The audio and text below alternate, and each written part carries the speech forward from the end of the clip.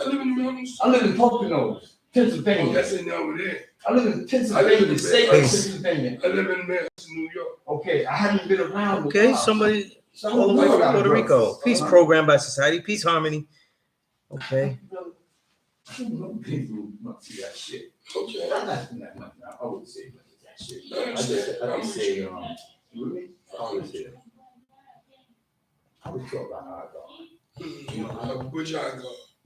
Which eye God? First eye God. One. Who's the first eye God you know? Well, the first eye God you know. Number one eye God. That return. I know the eye God that return. He ain't returned. He always been. His name is Amen. He's from the Harlem Six. You heard of the Harlem Six? Yeah, of course. Okay, so the brother from the Harlem Six. There's only six of them. Right. One name is Amen. His name is I God though. Okay. That one brother. In 1965, he taught me. I'm a poor righteous teacher. My name is Ishmael Abdul Rahman. Okay. And what that brother taught me, he taught me something in jail. That's what he was at. Break it down to me. And he told me when I go to court, I got arrested in April. I went to court in August. He said, brother, this is what you tell the judge. After I fast for 3 days. That's what I was going to say. It was a 3-day fast. I'm telling you, my brother, how I got my teachers. Listen to me, and you're going to do something. I fasted for 3 days. He told me, hi, God.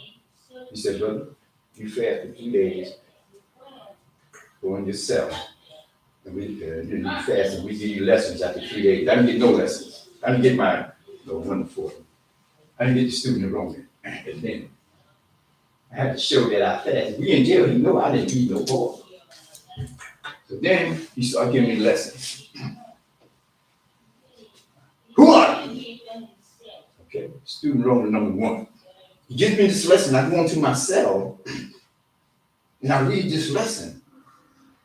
And I come back out of my cell after we lock in about 45 minutes. It's a lock-in, lockout. I come back.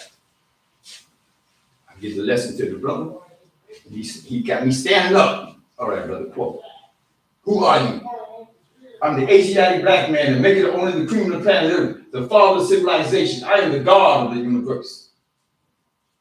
Now, he taught me that. Then, he started giving me the lessons. As I go back into my cell and come out of my cell. Every time I go in my cell, I come out. So, let me ask you this.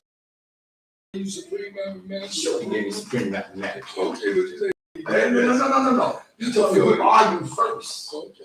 He don't give me no supreme mathematics until I know who I am.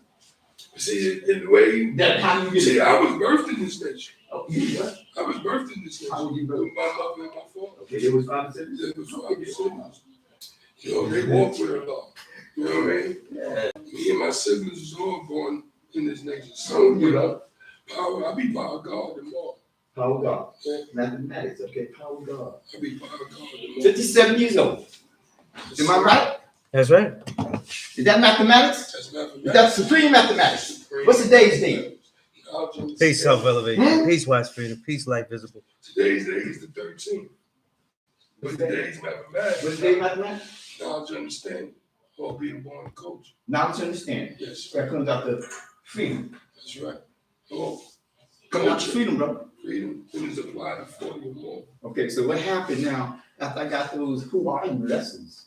After I got that lesson, then the brother started giving me all the lessons. Day at a time.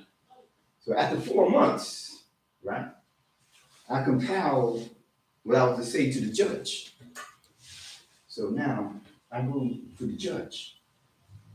He told me about the 3 fingers. Now I really understand. Freedom, justice, and equality. Okay. So I told him on the prayer like this. So I stand up like this. This is how you tell him. 5% brother. He taught me, amen. That's it. He said, this is what you tell the judge. You look the judge in his eyes. Now I'm 16 years old, bro. This is 1965. Yeah. 16. Knowledge and equality. 7. Ain't that right? 16? 7. Okay. Here I go. Never forget the quote. I'm 16 years old now. Look at this. I still know the quote, girl. The way I mean God gave it to me. He said, you tell this to the judge. So here I go. 3 things, the way he taught me. He said, all Masons are judges. Most judges are Masons. Knowledge, wisdom, understanding, freedom, justice, and equality. Can I add on to that? Huh? Can I add on to that? Sure. First of all, I was taught when you stand in the choir, understanding and coaching. Okay, you so. You know what I mean? Okay.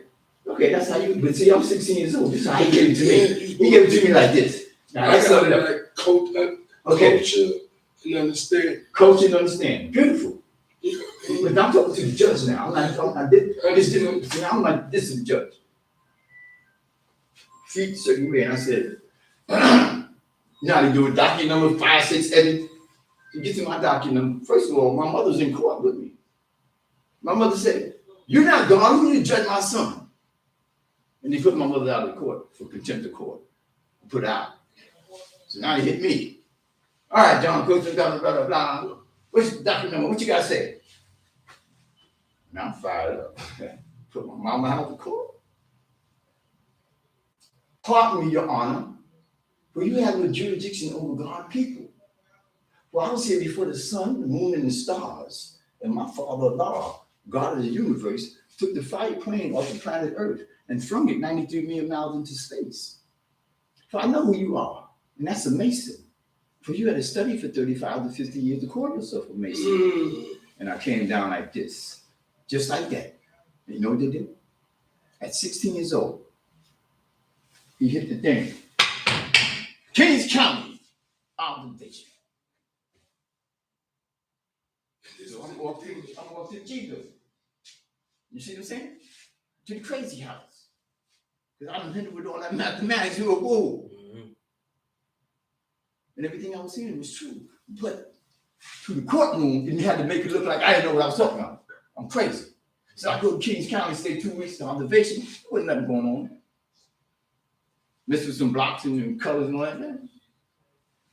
Laws of God. But I go back to the court. Same judge now. 2 weeks later. He don't even look me in my eyes, but you know what he do? He dropped, they called my name. He dropped his head. Case dismissed. Now here, do the math. I got busted. I got arrested in April. I stayed April, May, June. No, I stayed April, May, June, July. And I came out in August. So I stayed in there all of April, all of May, all of June, all of July. Oh, Lord, I've had it wrong. Yeah, I always thought it was 4 months, but it may have been 5 months. Because I came out and I said, Allah. I came out when the judge said, case dismissed. I knew then Allah was God. I knew Allah was God. It was no doubt I'm free. And you know why I went to jail? Because of some bull crap that happened on the train back in the day, man, in 1965. I'm 74 years old. I learned Islam probably when I was 16 years old. I'm here today because I came because I want one of those flags. Y'all gotta excuse me, brothers. I've been around a long time. The father was a soldier in the army, military. Got armed discharge. When he came into the nation, his wife brought him into the nation of Islam. His wife brought him in. There was conflict with the teaching with him. Malcolm left first. I'm calling him off. You know, it's Clarence 13X. Put him on the street. I recall that Allah left before Malcolm did. Because he got suspended. Malcolm got suspended. No, Allah got suspended. Before Malcolm was sat down? Malcolm suspended him due to the way he was teaching in the school. Who left first, Malcolm or Allah? Allah left before Allah Malcolm. left first. Okay, He left before Malcolm. okay. But they was tight. Yeah, they was out here working in the streets together. Yeah. They was that. So what I'm saying, both of them left. I know. They both left and taught what they had to teach. Indeed. Both of them taught what they had to teach. Indeed. Right? And they taught nations. Right? So now here we are. And today. Yeah, I think you had something to do with South America teaching. I thought that was you. Mm. Nah, The God was one of my students though. In South America? Mm-hmm. South America, the brothers down there building. South America. South America in And Spanish. you started it? In Spanish. Well, you speak Spanish. Not well, but my students do. Oh, you Latino? Yeah, I'm Puerto Rican. Yeah. Puerto Rican. I'm from Puerto Rican. No. I've seen you say that. No doubt, God. But we got a show tonight, and I'm on my way down there. Where's the show at? It's Sony Hall in Midtown Manhattan. Shit. What kind of show? Wu-Tang. Oh, Jizza and they gonna be there? Big Daddy King. Well, Ayers, right? How much is the show? And yeah, you How already much? know. You already How know. much? I don't know. I'm rolling with the clan. You know how that goes. Well, I got some money. You said I want to hang out. Mhm. I ain't gonna have to buy a ticket. I got some damn much ticket. I don't know. Can you find out? Let me know. That's what I can do is pull it up. Yeah, you got a fly. I'm just hating the All right. Anybody that have questions online, let me know. It's my young guy. Right? Peace, Infinite Man. How is he? He wisdom right now. He understand that shit. It's a blessing That's to meet Peace, you. Infinite. I got you. Thank you, Like God. I said, I'm in. Um, I don't need no brothers. Safe travels, God. Yeah, no. But we gotta get one of those. Yeah. Like it's giving Yep. me It gets brought up, yeah. Soon as That's who, peace, who, God. who giving out the flag? We don't know. I don't know, cause I haven't been here like during the early daytime I'll hours. find out. I'm calling you Nick. He's gonna interview right now. He's gonna be Yeah, ready. you need probably know. Yeah, I call Him him. or Prince. Yeah, One of them. unique or in the law of mathematics. Yeah, Law Math But should his know. phone ain't I can't get to him. I've been Doing calling. Law Math from Medina. Huh? Law Math from I Medina. got his board on the board. I'm not on the board. I don't know where he's from, but his name is up on the board. A law of mathematics. You know him? Only one Law Mathematics I know right now. He's Name from on the Medina. board? I don't know. Allah. His name is Allah Mathematics. I don't know what the first name. Tickets right Hey, you know, now. is Jay-Z a 5% or what? No, it's Huh? No. not. No. Why you say that like that? 'Cause Because what did he do that was righteous? I know. I don't know. I just Yeah, seen- I seen there's that a big- good. There's your answer. I see that big medallion. There's your Stop. answer. Yeah. $70 is a ticket. Okay, $70. That's what it says, right? What time it start? 9 o'clock. $70. Yeah. 5 o'clock. Who's gonna be there? If anybody has it, isn't that funny? This is the questions I get. Man. Big Daddy King. One click bet, and I really you asked me if I'm familiar with one click game. Of course I am. And it starts at 9 o'clock. Yeah. You gonna be there? Yeah, you gonna be there. Right, sure. Yeah, I gotta go link up with them right now. Okay, you go Building. ahead and, what's the address? Bang, that's Bankai fam, Let me see. G Stats, Skanks, Rap Models, those are my peoples. Crown Heights. I appreciate what you're doing. I'm gonna speak on that as the class goes on and stuff like that. Yeah, check it. Here you go. You got it? But yeah, that's a long ass answer. You know what I'm saying? 235 West. 245. Definitely gonna speak on that tonight though. I'm not gonna leave it out there. 235, what's what I got it? I have noise here in the classroom. So when the noise subsides, then I'll get into that. I gotta go. Go. Peace to them. Soon as I'm gonna catch up with you. Oh, D God, peace God. Can you address me real quick? I'm one of the Allah's servants. The Lord's son. The Allah's son. That's you will. Allah, Son. son. That's you. So that's what I call you? The That's Lord's my son? name. The Lord's son. That's your name. What's your name again? Ishmael. Ishmael. Heard your name before. Where you heard my name? Maybe not you, but I know a couple of Ishmael. Probably know my old dad. Who? His name was Al Java from Medina. His running partner was Allah Saladin from Kuniyal. Saladin, coming out? Yeah. His name was, government name was Vernon. Yeah, Saladin. I know. Okay. But Saladin from the Marcy Five, that's one. No. I am. I'm gonna talk about that. That first meeting Kuniyal is- out there in the pink houses. was immense, you know, in my life, you know. So you should know his brothers. C. Wisdom Allah. One of his brothers went back to the nation. I tell him. You went to the nation? He back to the nation, but their whole family is a part of the nation at this time. And they was the only family out there. Ronald Stewart, the big family. You know him? Heard Ronald Stewart. That's a big family out. The big Muslims. Elijah Muhammad. Yeah. We're not 5%. No, but What do you talk about 5%? well, Allah Saladin is a 5%. But he went back to the nation too. A lot of them went back to the malls. But when the 5% was popping, it was amongst the youth. They was one amongst the about. Well, That's my history. I'm in the mosque as well. Okay. What you're saying. You know who you go see? Malik, not Malik, what's his name in Brooklyn that got the store, the Nation store in Brooklyn? Brooklyn? Ah, shit. You know who I'm talking about? Yeah, I know who you're talking about. You might go to him and shit, because he probably got some flags too. I need to go to him. Where you at? He right there on No Street between Willoughby and Atlanta. I just left there. The Nation Islam store. Listen, it's almost 5%. What's his name? I was gonna say Malachi York, but that's not his name. That's that Muslim. That's that Muslim dude. You remember him? Yeah, I remember Malachi. I said he from his piece of spy and all that back in the day. That's the brother started to answer about me. That's right. I used to be over there. It's a small world. I know they directed you to the parliament, though. It's a small world. You would definitely find who it I was. drank wine with that brother. He was older than me, and he was younger. We drinking wine, but I can't think of his name right now. Okay, that's okay. But his store, the Nation Islam store, is on Nostrand Avenue.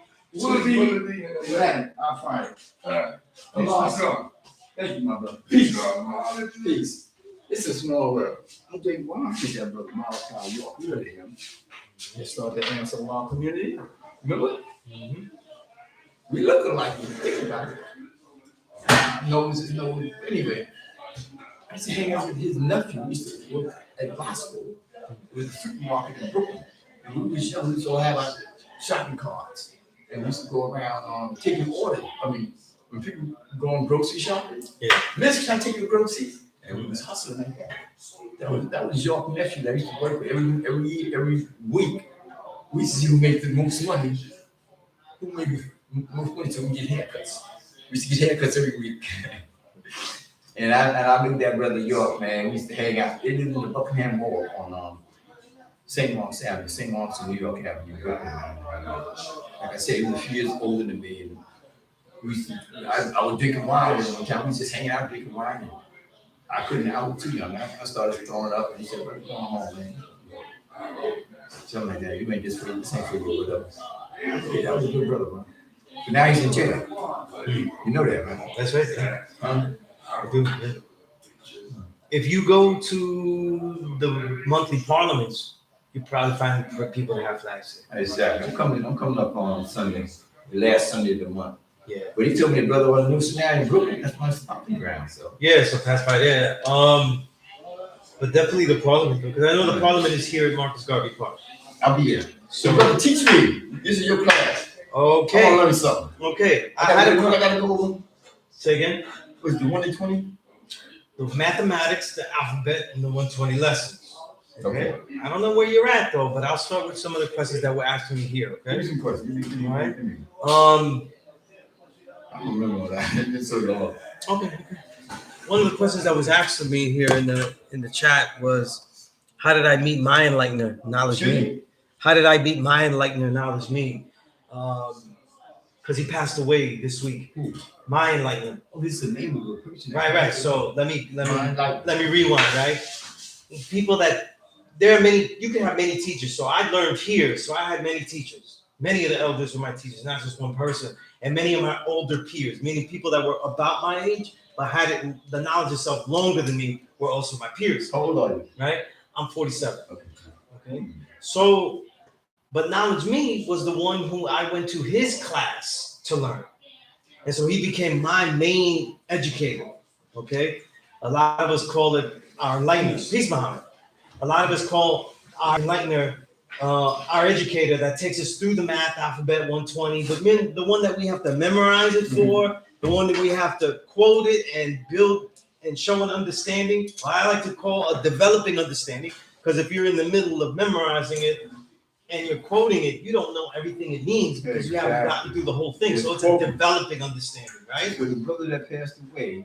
Right. So this brother Nazmi was my enlightenment, right? And I'll tell you, Muhammad, my enlightenment passed away. He returned to the essence this week. Okay. Sorry to hear that. So that's your tree that has, right? And the God, Infinite Mind, on the online class is asking me, how did I meet him? And how I met him was very wonderful. Okay, so it's around it's 1999, right? What I do is I do hip hop journalism. So I've been doing that since 1996. Right, since 1996 professionally, right? Meaning major magazines, all of that, right? So at this time, though, one of the brothers that I work with, he has the knowledge of self, you know? And I'm writing articles, I'm saying that I'm God, because I hear it in records and things like that, but I don't really know that that's a real thing, like that people go learn. And he told me about it, and this is Day's son. And Day's son brings me to the school, and when he brings me to the school, I never seen black and brown folk just studying things just cause. You know what I mean? Being peaceful to each other and everything like that. You know what I mean? I've only seen peaceful congregations for like parties or sports. You know what I'm saying? So I never seen that on this side. And plus I wasn't familiar with this side of Harlem like that. You know what I mean? Right? I was familiar with Spanish Harlem. Right? And that was really tapping into my roots and learning music, salsa, and all that kind of stuff that I would always come in, because I'm not from here. I'm from Brooklyn. Right? Right. I'm from Sunset Park, Brooklyn. Okay, go ahead. So it's a Puerto Rican neighborhood, so I wasn't really around any of the black neighborhoods like that. So the heart of Medina wasn't where I was at either, daily, right? So I come here and I'm welcomed immediately from the elders. And this was something that I didn't know would happen, because I had spent an entire year trying to be ready to come over here. So Day's son kind of was like telling me that you have to be sharp or you get bombed. I didn't really know what that meant. And so I'm studying as much as I can. So I was reading Elijah Muhammad books. I was reading, I remember reading a lot of the book, history books. So I remember I read Chancellor Williams' Destruction of Black Civilization. That's a monster right there. Afrocentricity by Malafia Sante.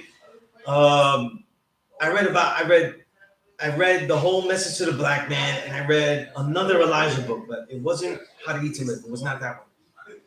It was another one, maybe The Fall of America. It might have been The Fall of America, right? And these are books I actually was able to find in the college bookstore, but they were untapped. People didn't read them. They just happened to be there. How to Eat to Live, Our Nation, Savior Has Arrived. Yeah. Eventually I would read all of these. Listen, Black Man. Yeah. Eventually I would read all of these, but these are the ones I read before I even came here, right? So I wasn't sure how they dealt with Puerto Ricans. I wasn't sure if they saw that what I saw, that I was black, that I was original, man. I didn't know any of this stuff, so I just want to be prepared. The God gave me mathematics, alphabet, and he gave me the 110, and he gave me the 1 to 36, so I started to memorize all that. So by the time I got here, I had math, alphabet, 1 to 10, and the first 4 degrees of the 1 to 36. I was wilding though. I didn't know I was overprepared. I thought I was underprepared. You know what I mean? So when I came here, everybody was so warm. They didn't know what I knew, but they were very peaceful to me. And they told me to come in the following Tuesday, because it was Saturday. When I came in Tuesday, that's how I met Knowledge Me. He happened to be the teacher here that Tuesday. It's that simple. He just was the teacher here. And so that's how you got to know him. Right. And that's how I got to know him. Very simple. But the key to that story is that it was the 4th day of May. May 4th. So we said, whoever knows this, so let's see you build on the day's mathematics. So this time I was thought I was prepared for. 9. So it was the 4th day. So it was culture. 4th day. Right? Oh, but so 5th month. I'm sorry. Right. I added the both. No. We don't add the months and the days, right? We just deal with the month like that. So we may spell out the month. Master Allah, why? We may spell out the month in the alphabet. But we deal with, when we say today's mathematics, we're dealing with the day, the actual number of the day, So Right? today, So the 13th is actually 4. Right. Today is knowledge, understanding, all being born in culture. But this particular day I'm talking about was May 4th. Go ahead. Right? 1999, right? It's a long time ago.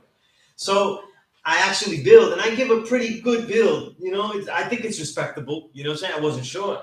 And so he said, okay, the other students were impressed, but I didn't know because they didn't know anything. So I thought it doesn't matter. I got this stuff and it may be whack. I don't know if it's good, but it was. When the class was dismissed, he told me to stay and he asked me some questions about myself. So I told him where I'm from, you know, that I go to school. Peace, God. That I go to school. I'm actually talking about the first time I met Nazmi. And it was in the first class I ever went to.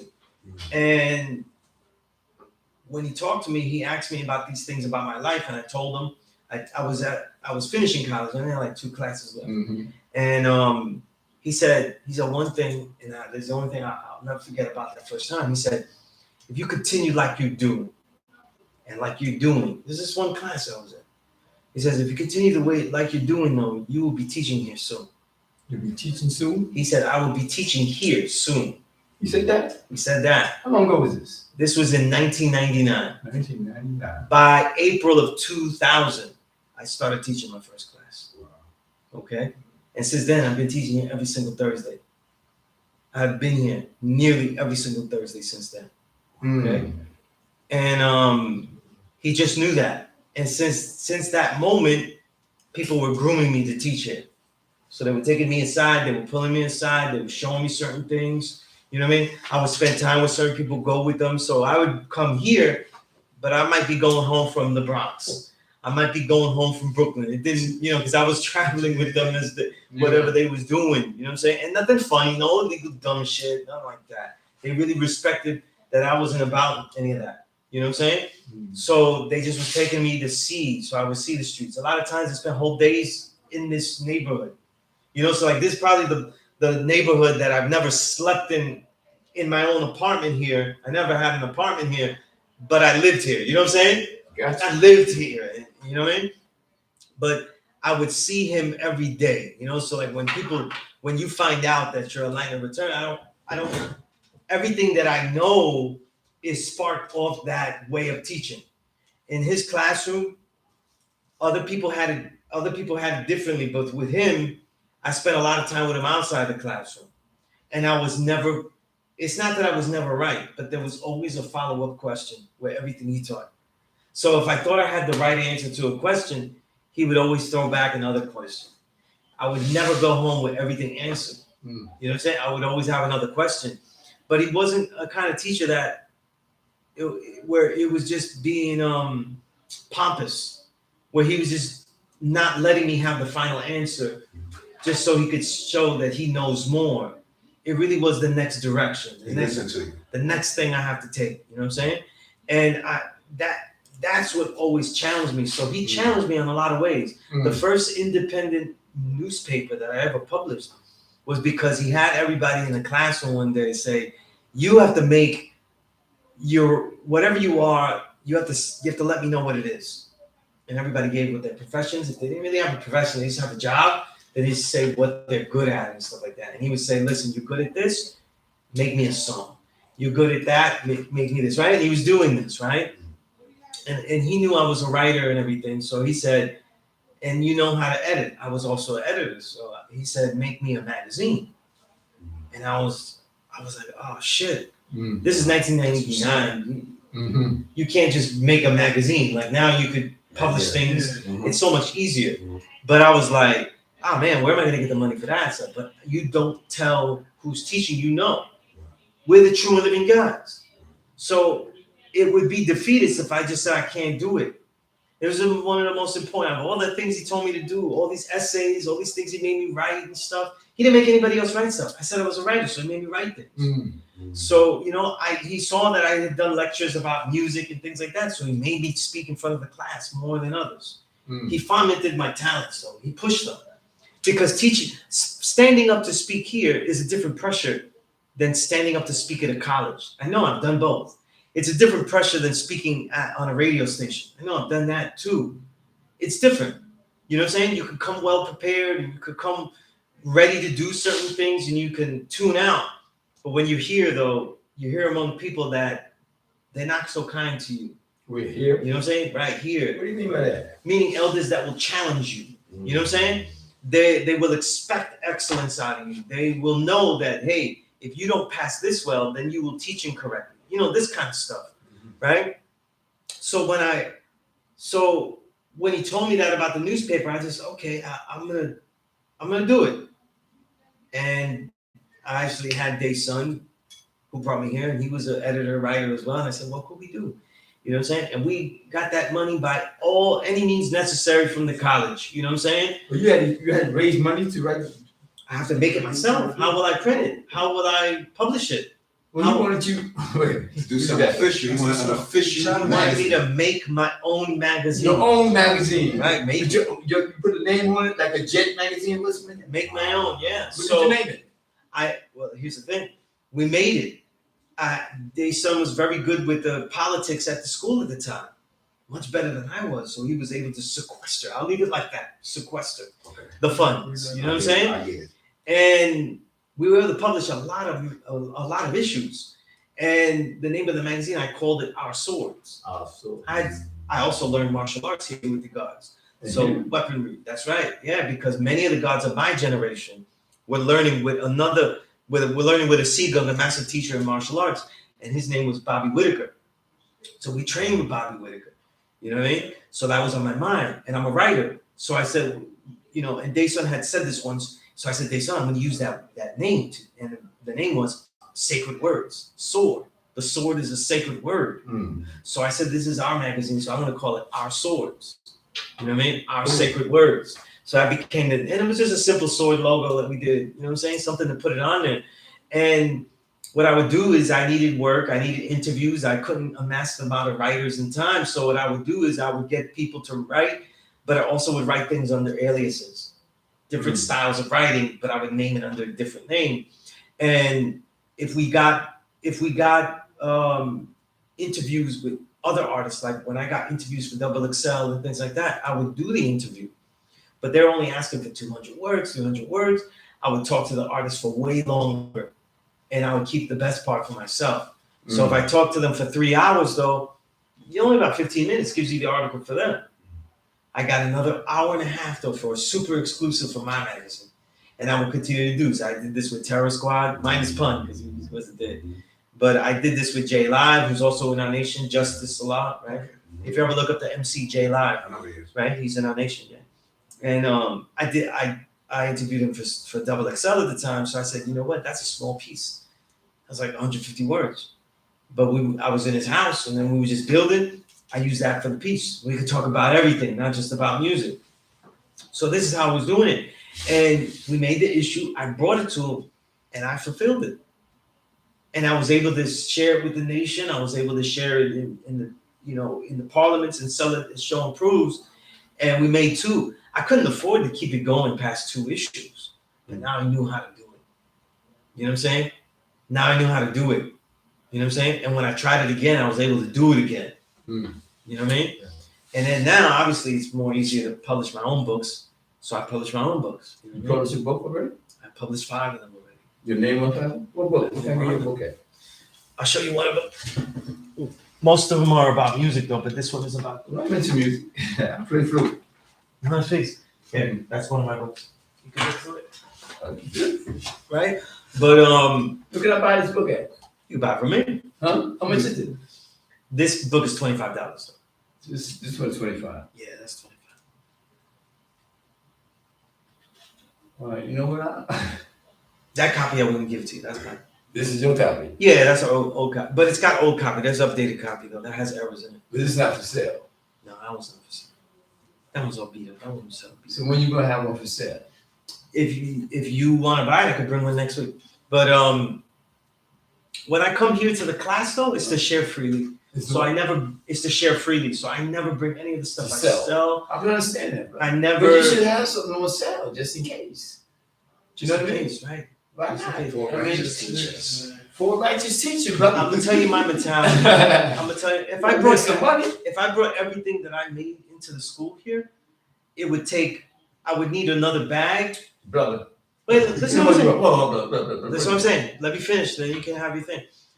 But I don't want the focus to be about what I am and selling myself. I see. I don't want students to have validation because they say that they learned from Sunez. I want students to have validation because they learned from someone that was officially knew it. Right. And that your understanding is so unique, though, that they say, wow, you learned from Sunez? That's different than this other student that learned from Sunez, too. I want everybody to be different. I want everybody to be special. But I don't want it to be a merch post for me. You know what I'm saying? Because I have books, I have albums, I have a lot of stuff. Okay, brother. You know what I'm saying? So what's the all right? So the class today, I'm here at the first time. Excuse me, brother. Okay. I'm here. My name is Ishmael. I'm coming in from the Pocono. Okay. I'm for righteous teachers as well. Okay. I came into the find to get a flag. I gotta go to the police to get a flag. Nobody got me a flag. No, somebody some flags. Okay, so I gotta come to get a flag. We newborns as well. Y'all newborns too. Okay, so I don't want to interrupt your question. So they knew they had to learn. So No, it's good. start teaching. They knew they want to learn something. Yeah. And I just want to say one thing before you know. This is a coincidence. What's a coincidence? The address of this building is what? Oh, 2122, I said the same. I was saying the same thing. Now what you know what I'm gonna say? What's that? What's the coincidence? What it equals? Yeah. Yeah, I said What is equal? 7. Yeah. I said this. That's the coincidence. It's God. It equals 7. And isn't that on the flag? That's right. That's right. You knew that, Kevin. Of You course. just thought about that. No, I did not. I did not think about that, yeah. No, I said, wait a minute. I looked at the address too. But this building was set up in 67. No. This building was here before that, but it was given to the father in 1967. Oh, in 1967. Right, but the building was already here, of The course. building, Right. that address is over here. Of course, yes. So did we take the address to get the 7? Where did 7 come from? No, this happened to be a building that was given to him because this building in this land was given to the father by the mayor of that time, Mayor John Lindsay. Gave them the building. Yeah, this building and the land, so the land behind and all of that. What's that? So That's the building when it first opened. Excuse me, I'm kind of handicapped. It's all right. Oh, it said the law on it. When it first opened? Mm-hmm. 21, 22. 21, 22. That's it. Right here. That's it. Yeah, this one. I got it off the internet. Matter of fact, I was looking at Infinite on YouTube. I was wow, looking that's at crazy. His, That's hot. That's hot. That's hot. That's beautiful, brother. Sunez. Okay, and you're going to be here every Thursday. I've been here every Thursday for a while, so I will be. Yeah. Dang, boy. Yeah. I know I got to come down on Yeah. Wednesday. I got to work maybe every other Thursday or something. I know I got to come back down here on Wednesday. There are classes here. Usually classes here Monday and Tuesday. There's classes here Saturday as well. But you teach it on Thursday. I teach on Thursday. So go ahead and teach. Okay. I thought I was doing it, but let's continue. So anyway, the reason I'm talking about now is because he returned to the essence stuff. So I'm letting people know, and people are asking me about that experience with him and things like that. And it influences the way that I teach. You know what I'm saying? It influences the way that one of the things that he really taught me that he didn't say, but he taught me very well in his deeds was this ability to field any question. You know what I'm saying? And have a command of the classroom. You know what I'm saying?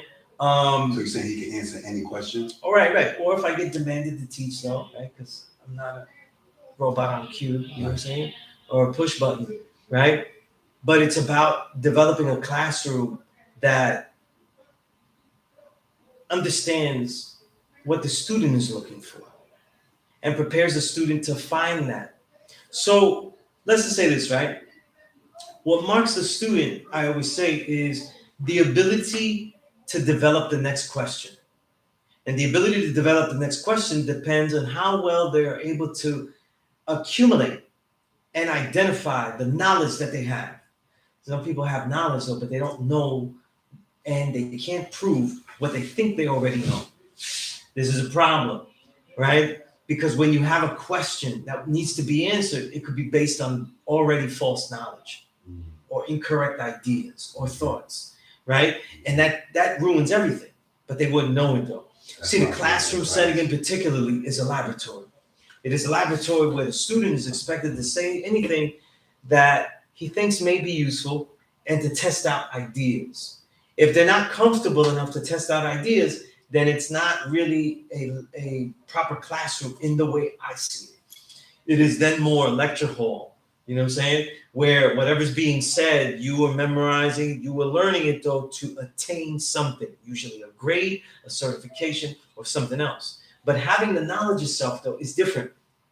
There are things that have to be certified, knowing the math, knowing the alphabet, knowing 120 lessons in each part, right? As you go along, 1 to 10, 1 to 36, so on and so forth, right?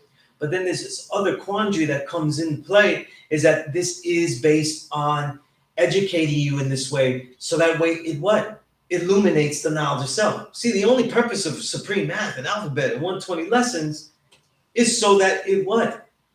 It allows you to see the knowledge of yourself. You know what I'm saying? You learn today's mathematics as knowledge, understanding. Though, how does that statement and those principles allow you to see yourself greater? It allows you to see yourself greater because when you focus on these principles, as an example, you see that what? Knowledge is what? An actual fact, but it is also a true and exact idea of creation in your mind. One that you will what? Come to its own revelation of purpose, your own understanding, and that is what's going to become your way of life. And then now when a person sees that, they see that, wait a minute, a knowledge of myself is also seeing that my own culture is just a series of accumulated pieces of true knowledge that have come to fruition as my own understanding and my own unique way of expressing it.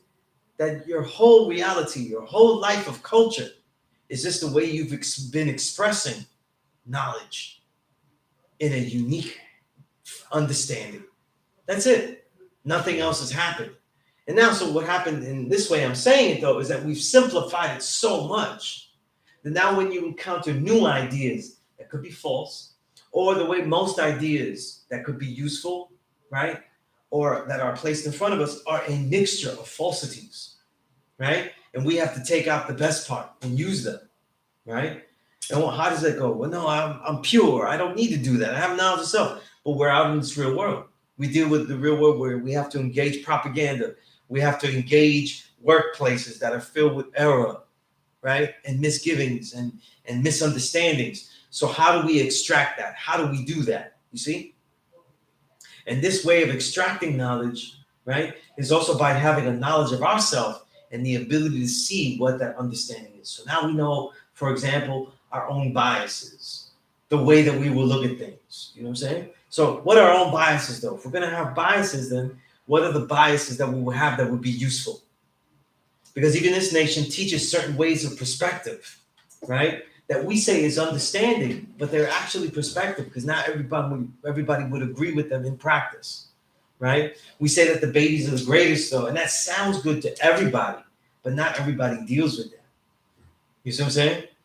Most people deal with children have their place and I have mine, and this is my world. This is what I want. And I'll do nothing that will harm them. In their mind, they're saying this, but I'm not going to do anything particularly that's going to be in their perspective first.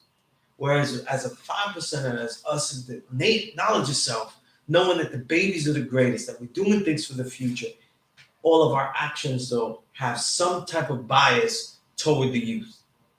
Even if we don't have any youth, even if we don't have any children, even if we're not around children at that moment, we still think about that. So when people think about legacy, how they be heralded and all of these things, we're thinking of the legacy of, is what I did here today going to be a suitable presentation for the youth? You see, these are the things that we ask. So we have our own biases. We acknowledge our own understanding, see? And that becomes our way of life. See how the mathematics, today's mathematics has taken me into these different paths of seeing it, of applying it. These are angles. These are angles of principles. So that's why I say the mathematics is first used as a principle tool. People don't know their principles. And I said I learned martial arts, right? Mhm. In the martial arts, you can't fight everyone. So if I say, listen, I think I'm good enough though. The only way to test if I'm good enough though, everyone, and I'll say, right? I'll say everyone that is taller than me, I'm going to attack. Now I'm not the tallest guy, so that's a lot of fighting, right? I have to fight a whole bunch of people. It's gonna take a long time. And let's say if I get through 1,000 people and I'm not dead yet, right? There's still millions and millions of people. So how would I know if I'm really good at this? See? So in the end, though, the only thing that I'm fighting though is how well I can perform. And then with the knowledge of myself. See, the in the martial arts, the knowledge of your own physical being is so well understood that your way of life is know what I can do and what I can't do in every situation that I walk into. See? This leg is not as strong at this moment. This leg's slightly injured. This person is fast. I have to use speed. This person is not as strong. I can use strength, right? Everything that we're gauging, every tool that we have, we're aware of. So all of these ways of study all have to deal with the knowledge of self. They all have to deal with studying the actual science that we are dealing with and then applying it to what is it that we have. And that's why the knowledge of self, I say, has to deal with the individual in the classroom. That's how I deal with my classroom. It has to deal with the people in the classroom. So even after we finish, we will build. Even after we finish, we will build. There'll be specific things. Even if then they are both newborns in this learning for the first time, they have different paths that took them here. And there are different gifts that they have and different potential gifts that they're focusing on, that they're going to fulfill. So how can we focus on those things? This whole class to me is a complete waste of time, though, if the talents are not fomented. If we, as young black men and young black women, and right, original people, don't continue to engage and say, am I good at this? Can I try this? Is this somewhere else that I can express myself or express my abilities through? You see? And this is something that I apply to myself. You know what I'm saying? Well, that could work for anything, brother. Don't say you saying that Peace, God. if if you're giving this class, if they use the knowledge, then it's working. But don't say you saying if they don't use it, then of course it's for nothing. I can understand it. That's what you're saying, right? If they don't use your knowledge, what you're teaching, if nobody can take the concepts and go out and Oh, absolutely. so if the class is Absolutely, yeah. but you're good. So you're good. You see, I'm learning to be an attentive listener. You see what I'm saying? And when I'm in a class, I told you, like I said, I'm coming to a class, I know it. I'm gonna bring a pad. I'm gonna bring a note, a pen. You know what I'm saying? I'm gonna bring a pen and pad. See what this brother doing? You got a pad and pen? Let me tell you something, brother. That's how I learned this class. I came with a pad and pen. This brother said he's doing things now and read everybody on computer now. It's a different talent. But I got knowledge in 1965. Before religious teaching. And all I'm saying, that's what attracted me to Islam. In jail. I was in jail, right? 16 years old. I get in jail. At one table they talking about, yeah man, the next time I'm gonna rob the store at night. I got it. That's your bike? No. So on the other table, brothers are saying, man, when I get out of jail, I'm gonna rob this store. At night, well, did I say that? Rob at night? Okay, well, that was the first table, I'm gonna rob the store at night. The second table, man, I got out of jail. I'm coming in jail. See who's in here. 16 years old. Yo, Infinite, everything that you said, I see. But at the back table, Oh, shit, man. I see you, Imp Mega. Peace, God. Peace, King. Come on.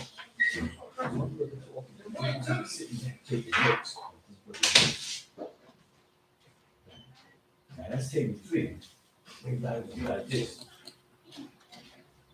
One brother walk, one brother. Everybody listen. And that impressed me. I'm in jail. I went and sat down there to the bench. The brother said, brother, are you interested in what we saying? He said, oh man, talking to me, right? In jail. He said, brother, are you interested in what we saying? I said, well, brother, listen, man. I never heard nothing like this before. Brother said, well, we poor righteous teachers. We make only between planet Earth. I never heard nothing like that.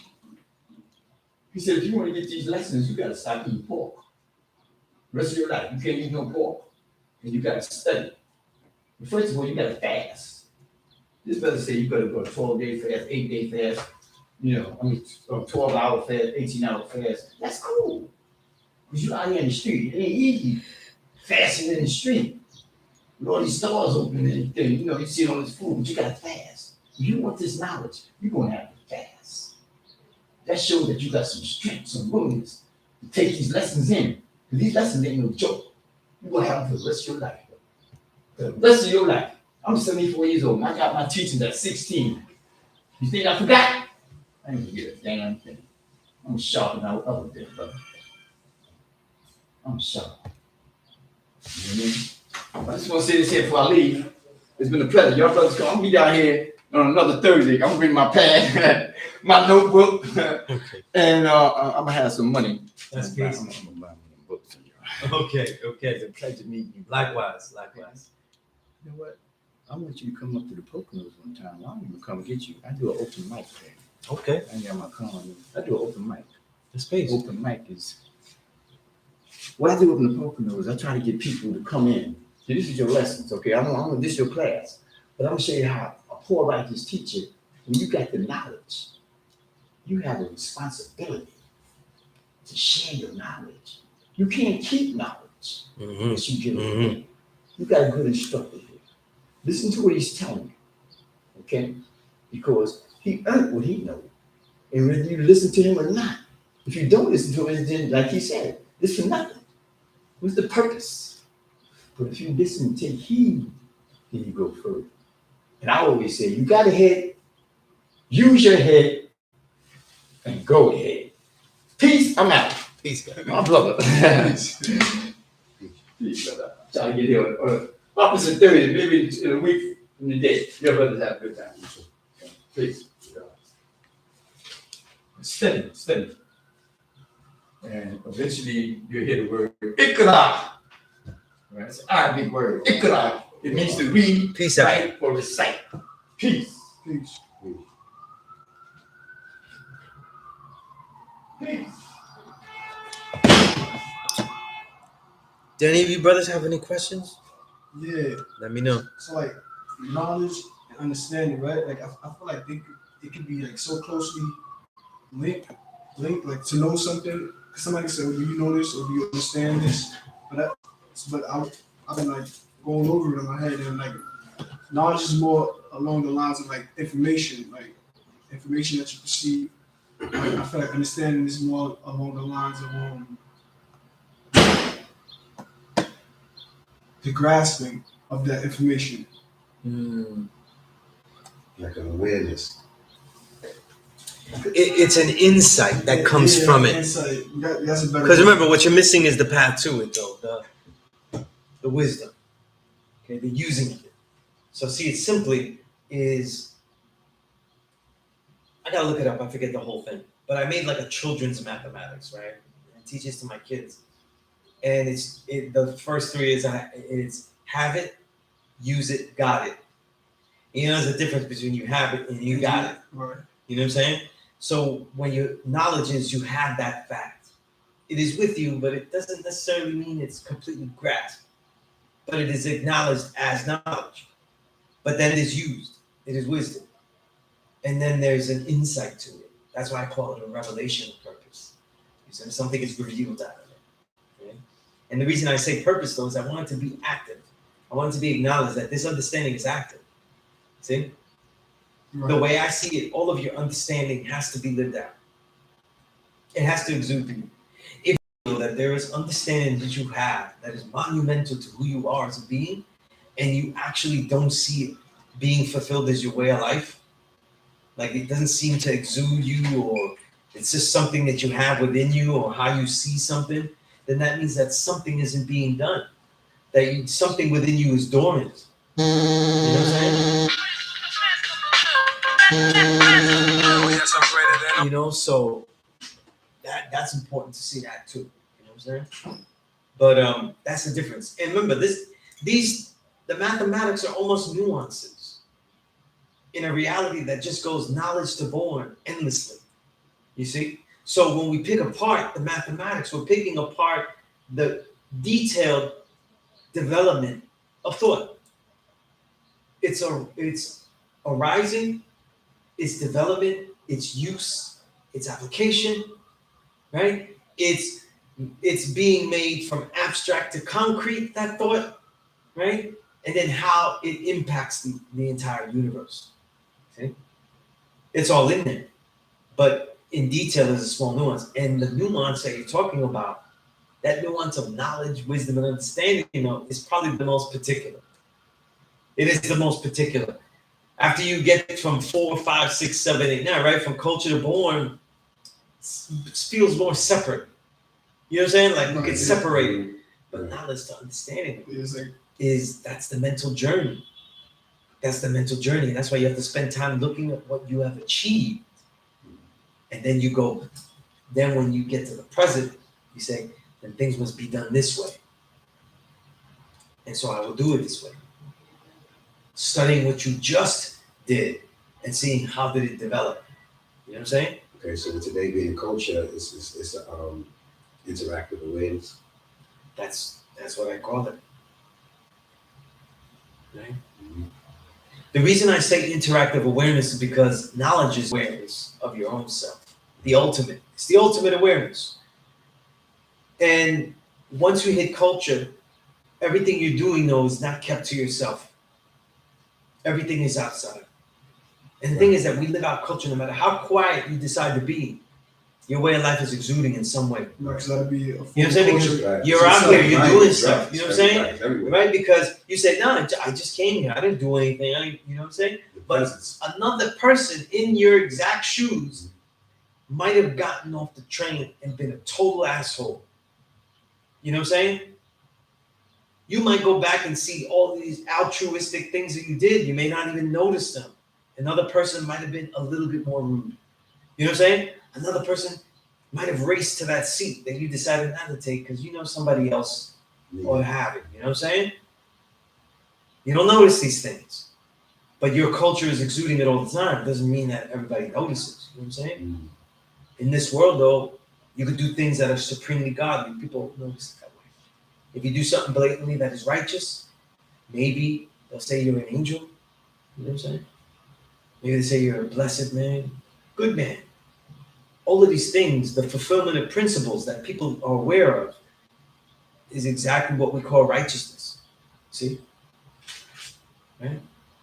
And see, the more that you learn this knowledge stuff, the more that you realize that this is not me using the mathematics to premeditate righteousness.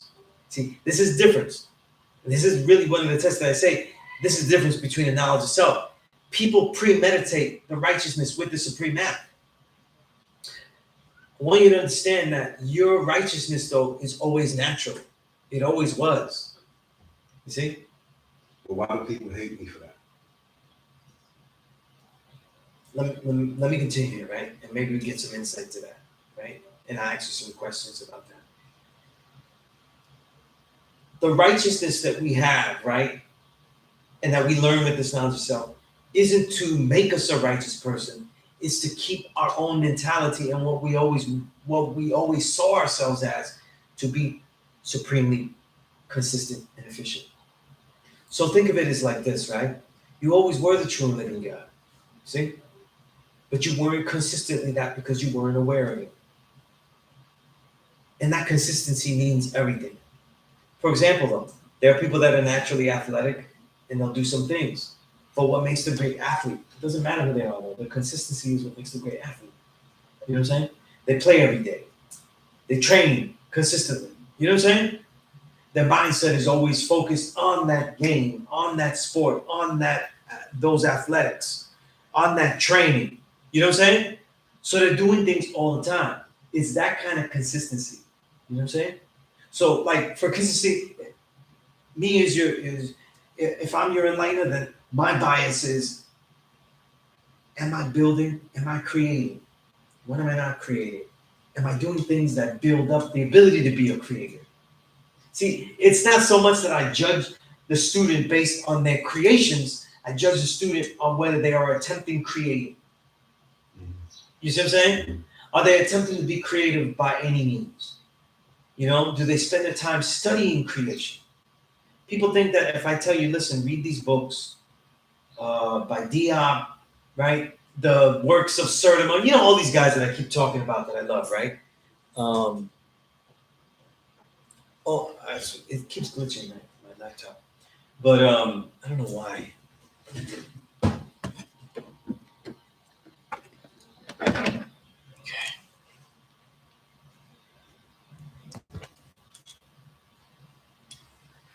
All right. So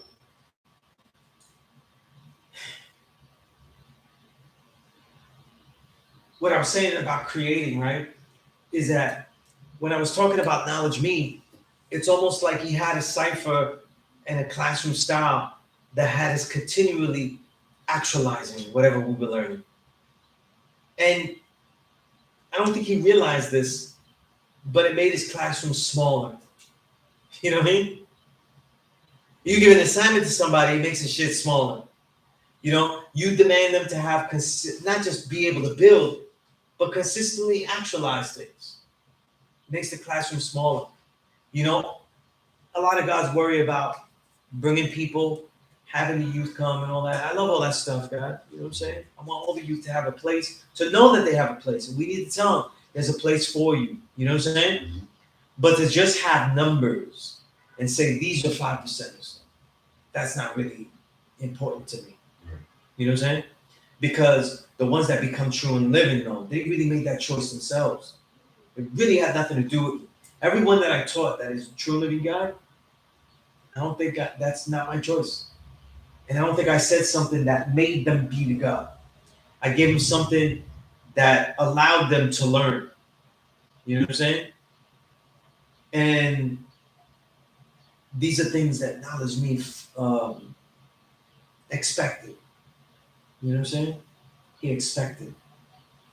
I think the one difference between the way he taught and that I taught is that I don't expect it. You see what I'm saying? I don't expect every student or every person in the classroom to do everything that I'm asking them to do. See?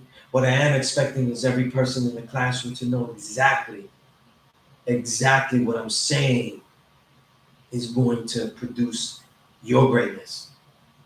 This curriculum is well thought out. You know what I'm saying? It is well thought out.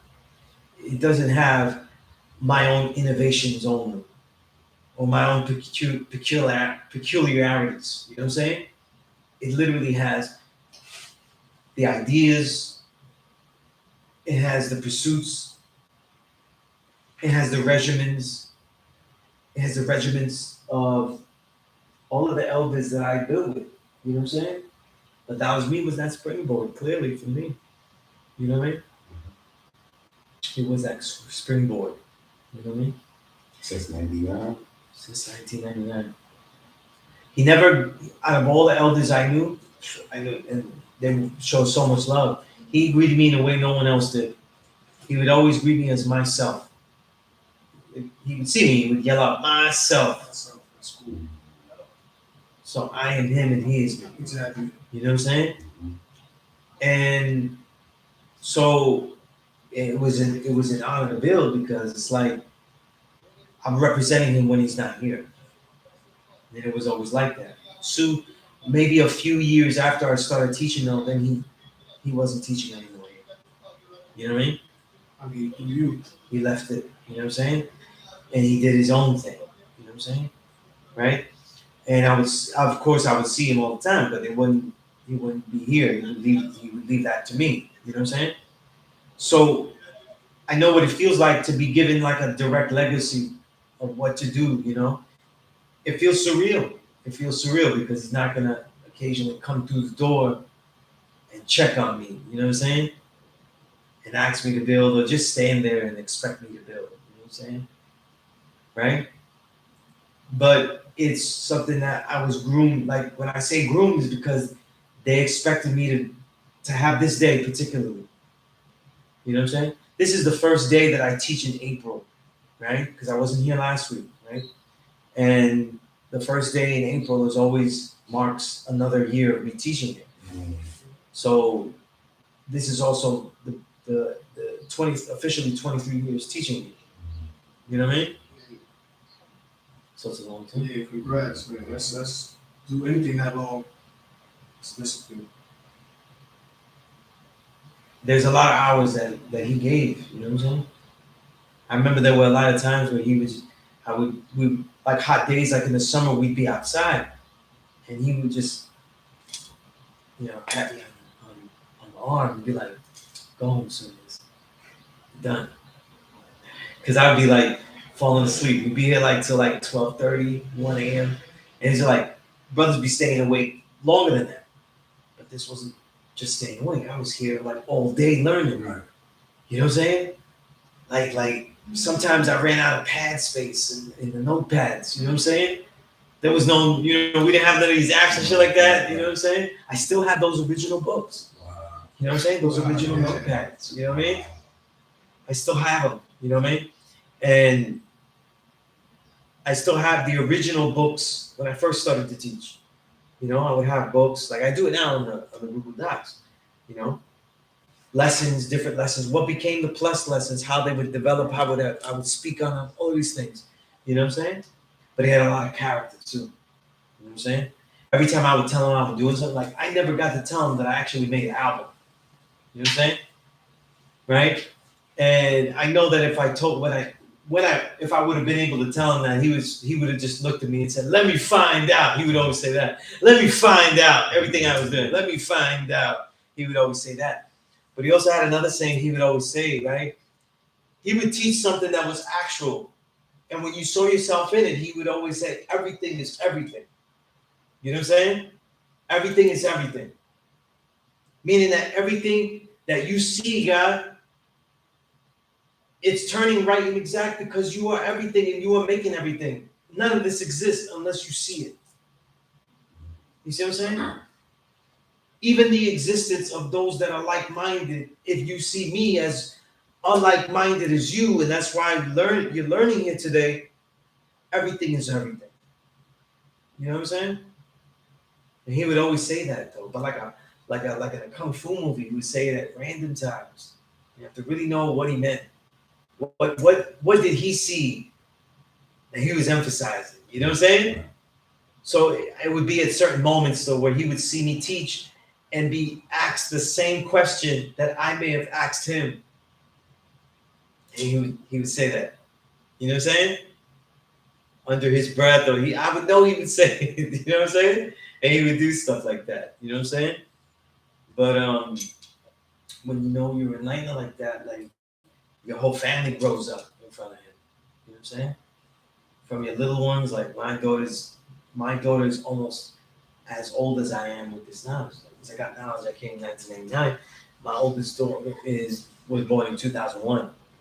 You know what I mean? So she's almost as old as this knowledge. You know what I'm saying?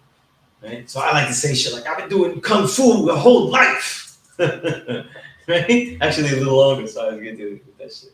Right? But they're the reasons why I did that. You know what I'm saying? I started doing martial arts because I had a daughter. You know what I'm saying? That way I could know how to use any weapon. Just in case, right? And now I need it though. She's pretty and she's 21. You ever see me do his thing with the martial arts? Oh. It's like a routine sword. Oh my God. It's crazy. Yeah.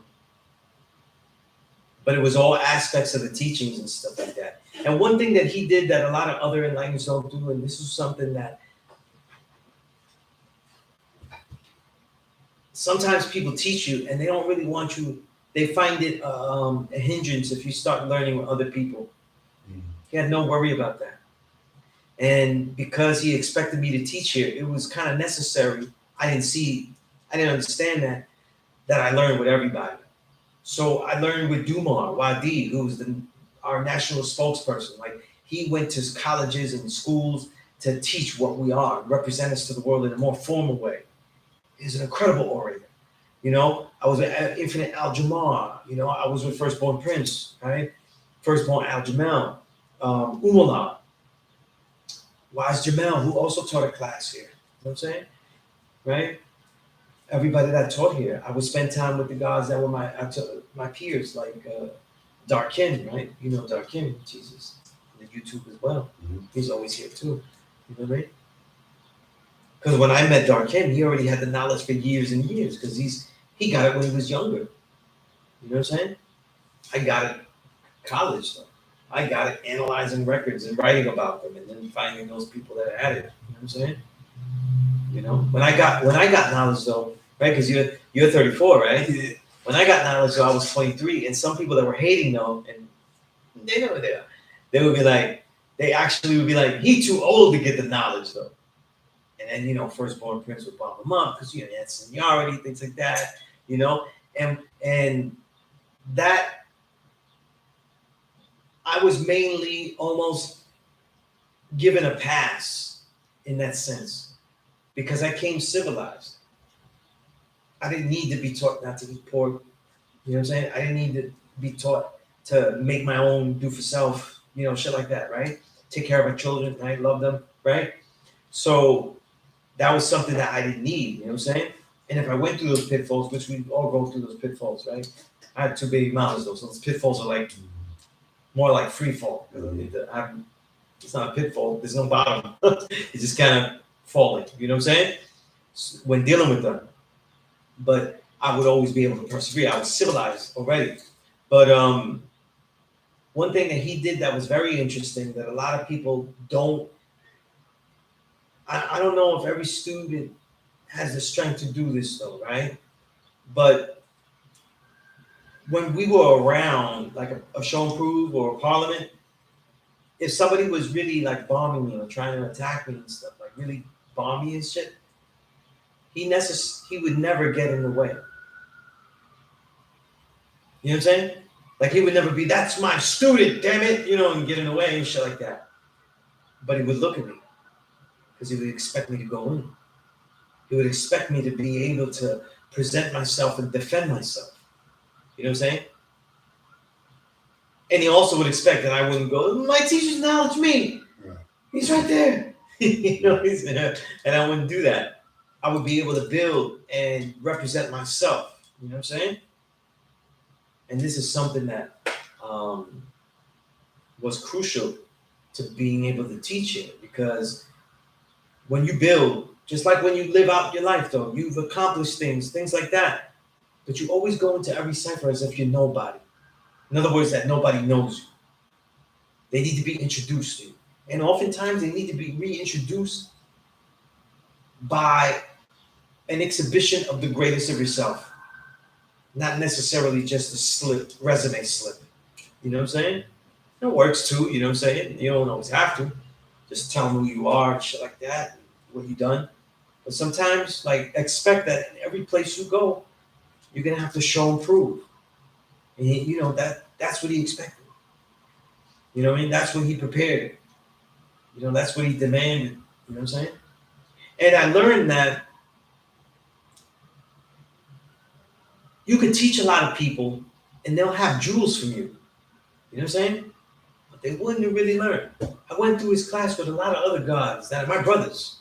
You know what I'm saying? But they didn't really get what he didn't get all of the stuff that he gave. You know what I'm saying?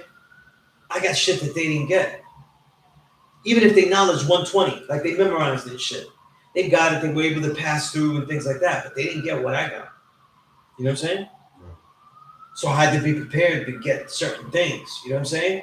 So I could go to him and say, listen, I read this plus lesson here, and it says this. Or I read this in Elijah's book, and it said this. What's the science about that? I told you, he didn't give me answers, though. He would always give me questions. Mm. So even if I needed, he knew that I had to give him the answer. Like, there's certain questions that there's just no way to answer it. He still would force me, right, by throwing it back at me, to kind of speculate the answer. What he was doing there is building the mind of a scholar. The scholar doesn't just try to explain things, but they're trying to rationalize, like, well, is it because of this? Or could it be possibly this? I would have to do this, even with answers that I knew he's the only one who could answer them for me. You know what I'm saying? And sometimes I would be like frustrated, but it would make me go harder, like to really come up with an answer. You know what I'm saying? That would show a real mastery of all the forces at play with my question, you know, and the things that I've learned. In other words, have I learned everything that I could before I came to him with an answer? Now, other teachers were just like that. When I learned Firstborn Prince, he was just like that. But if you came with a question that you could answer, kind of would just bomb you and send you away. Knowledge Meek wasn't like that. He wasn't like I don't want to say cruel and vicious. These are the cliches of Firstborn Prince. You know what I'm saying? But he wasn't hard like that. You know what I'm saying? There was a current of strength, but it wasn't vicious like that. You know what I'm saying? It wasn't vicious like that. I have a question. I was reading some of the Message to a Black Man. I still haven't gotten past the first 3 chapters. That's how much that shit blew my head, right? Yeah. He said some shit that I've never thought about, but when it came there, when I read it, it completely opened my mind to where is that, okay, it's something I never thought about. And then I have brought it to somebody's attention, and they're telling me yes. So the question was that mathematically, 3 cannot fit into 1. And you know, he was saying about the Father, the Son, and the Holy Ghost, and how the church has you believe in that those 3 make 1, the Son without a woman. And I asked somebody, I said, "Yo, it's the Father, the Son, and the Holy Ghost, right?" They said, "Yeah." I said, "That makes 1, right?" They said, "Yeah." I said, "How?" Wait, say that again. You said.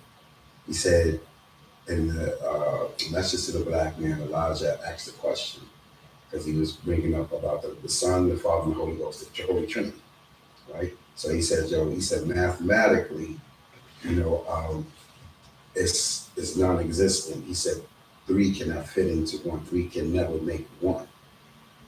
You know what I'm saying? Okay. So, you know what I'm saying? So he's like, so what they're telling you about the Holy Trinity, how could a son be made? There's no woman made. You know what I'm saying? Right. So, you know, and so now I'm starting to ask questions. So now that shit is just like open my mind because, you know, I really didn't think the story was real anyway. But then, you know, I never really thought of that side of it. Mm-hmm. You know what I'm saying? So now I'm asking people who know the story. And then they keep reciting the same shit. But you know, he gave his only son, his begotten son. I'm like, okay, we know that shit already. Okay, I want to hear that repeated shit that you got from that. Mm-hmm. Does 3 fit into 1? Yes. I keep saying yes. I'm like, how? What are you talking about? Mm-hmm. So now I have to keep reading more now. So now I'm like, okay. I'm like, okay, so now I'm asking questions. I'm asking people questions that's into that. Because I was into that, and I never really looked at that. You know, because it's not really about yourself when you're in the church. It's indoctrination for what I see. Of course. You know what I'm saying? So, you know, I'm asking people, how is this possible?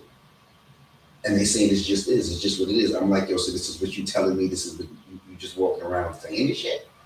It's not real. Mm-hmm. You know what I'm saying? And I'm just like, now when that shit opened up, I'm like, I didn't even get past the first 3. I kept reading that shit first 3 chapters over and over again. And I'm asking people questions at the end. I'm like, yo, so It doesn't matter though, because it's based on belief. So right. And it's not. This is what they believe. Yeah. So all religion is magic realism. Right. You know what I'm saying? It doesn't have to add up. I said, where's the woman now? I'm like, yo, you said, where's the woman? Yeah. Is the son without the woman? It doesn't have to add up. Right. It doesn't have to add up. It's just what I said. Yeah. It doesn't have to add up. Right. You know? And see, for a lot of people, the logic of what we're teaching, whether they read Message of the Black Man, become a Muslim, you know, don't decide to be a Muslim in the Nation of Islam, or if they hear what we build, if people feel that rational science and all of that is irrelevant to these conversations, they'll never get it. You know, so you have to be used to that. That's actually the majority of people. This has most people see this as not a scientific issue. In fact, most scientists are religious, so they feel that there is a level of thought and idea that cannot be discovered by them. And until that ever gets discovered, it's going to be in that realm of magic realism, if I could use a more disrespectful term. You know what I'm saying? It's realistic because you believe it to be true, So it has context in the real reality of you. But it's magic. It doesn't have to fucking add up. Right. It doesn't have to have any kind of actual scientific, because this, like many Buddhists, and there are many sects of Buddhism where they dismiss science itself as just great rationalizations of what your mind is envisioning, because they see the mind as an illusion and everything that it creates is an illusion. You see? So with certain Buddhist sects, the goal is to let go of all suffering by realizing that all of this isn't really real. You know the videos, like I'll be sending the God videos, they send me videos about manifestation. That's what made me come to the classes. These white people are telling you you are God. This is specifically what they tell you. You are God. They say everything you say is from that. This is not real.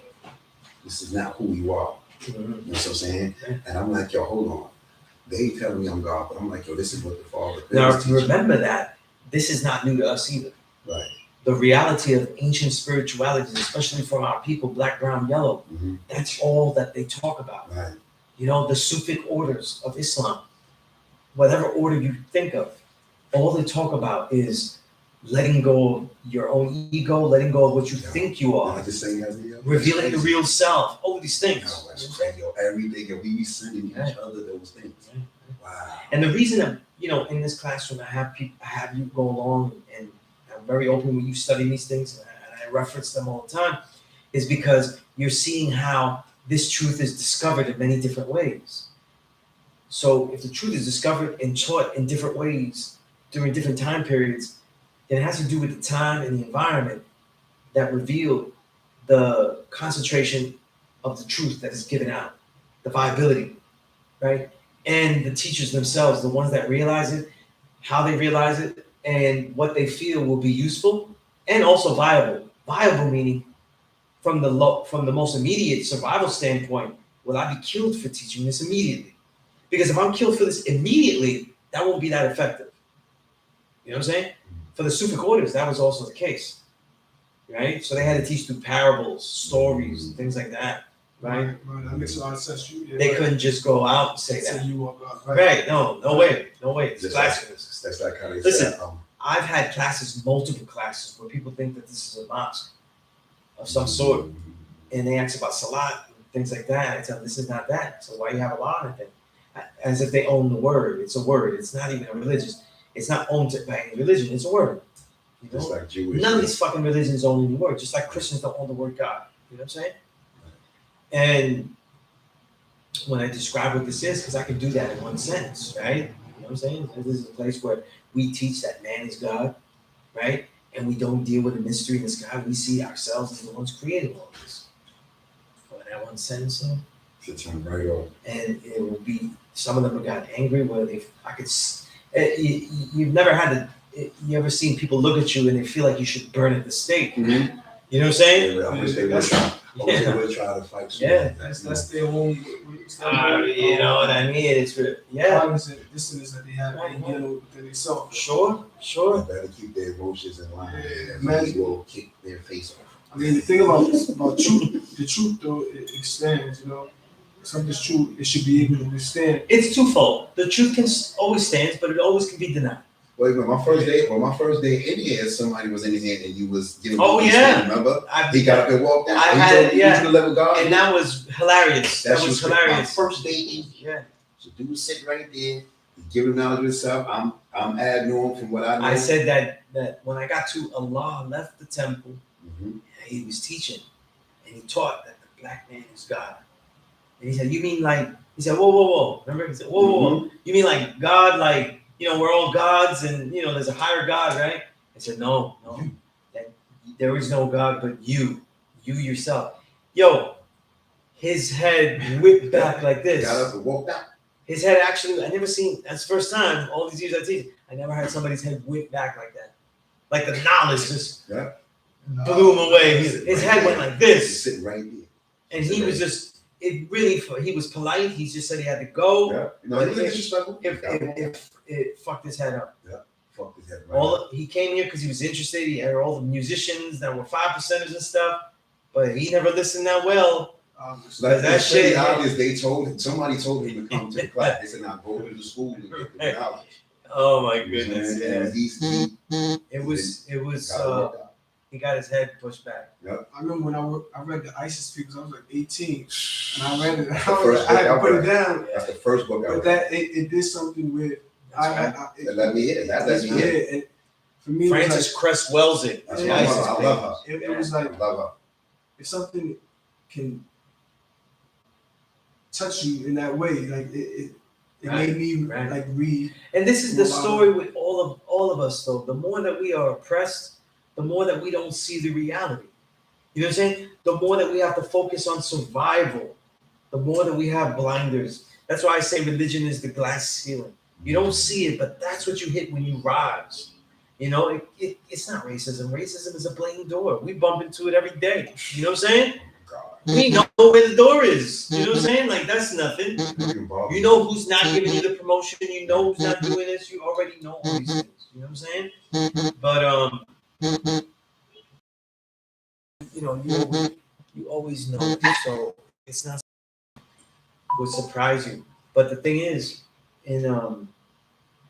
when it comes to that religion, though, it's really about finding those people that want to be more active, that are willing to actualize, that realize, that come closer and closer to realizing what they should do for self. See, now that affects the music, right? That's why so many young people getting the knowledge end up rhyming. You know what I'm saying? But it gets twofold here, right? Because if you listen to most people rhyming, they have some influences of us. But then what you also hear is a lot of do for self, but taken in a way that the oppressor takes them back. So you see the do for self more like, I'm gonna get that money on my own. By any means, I'm gonna get the money. And then the money and not the knowledge of self and who they become is the point. Right. You see what I'm saying? And that's why most of the do for self gets off the path into just a monetary fold. You know? I can't tell you so many good people too. They rhyme, they make incredible records, but they tell me, oh, I'm definitely gonna come with you to get this knowledge though. But they never get here. They're almost always there. Oh, I'll see you soon, yes. All the time. I can't tell you how, you know what I mean? Like, oh yeah, don't doubt students, yeah. But they never get there. You know what I'm saying? Give me a minute. Give me a minute here. Both my daughters are literally calling me. Peace.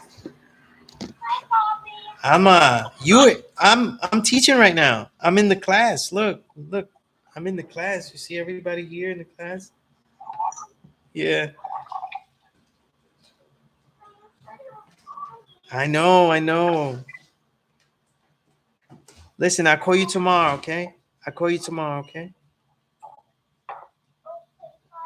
All right, I love you, kid. All right, let me call the other one. The young one and the old one call me. Peace, God. I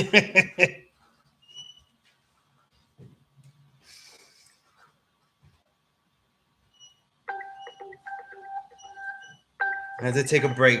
Telling everybody here, I had to take a break. Both my daughters are calling me, so. Peace, Luna. I was just calling you really quick because I'm teaching the class right now. But yeah, you call me, and then right after you call me, I'ma call me. So I just called both of you back. So just to tell you. All right. No, it's peace. Peace. Are you at home? That's a bright light. No, it's the light here. Look, I'm in the classroom. Okay. All right. Love you too. Peace. All right. So yeah, infinite mind, yeah. Okay, Malik, peace, Malik. Let me see if there's any questions here. Did I answer everything that you asked? Yeah. Oh, okay.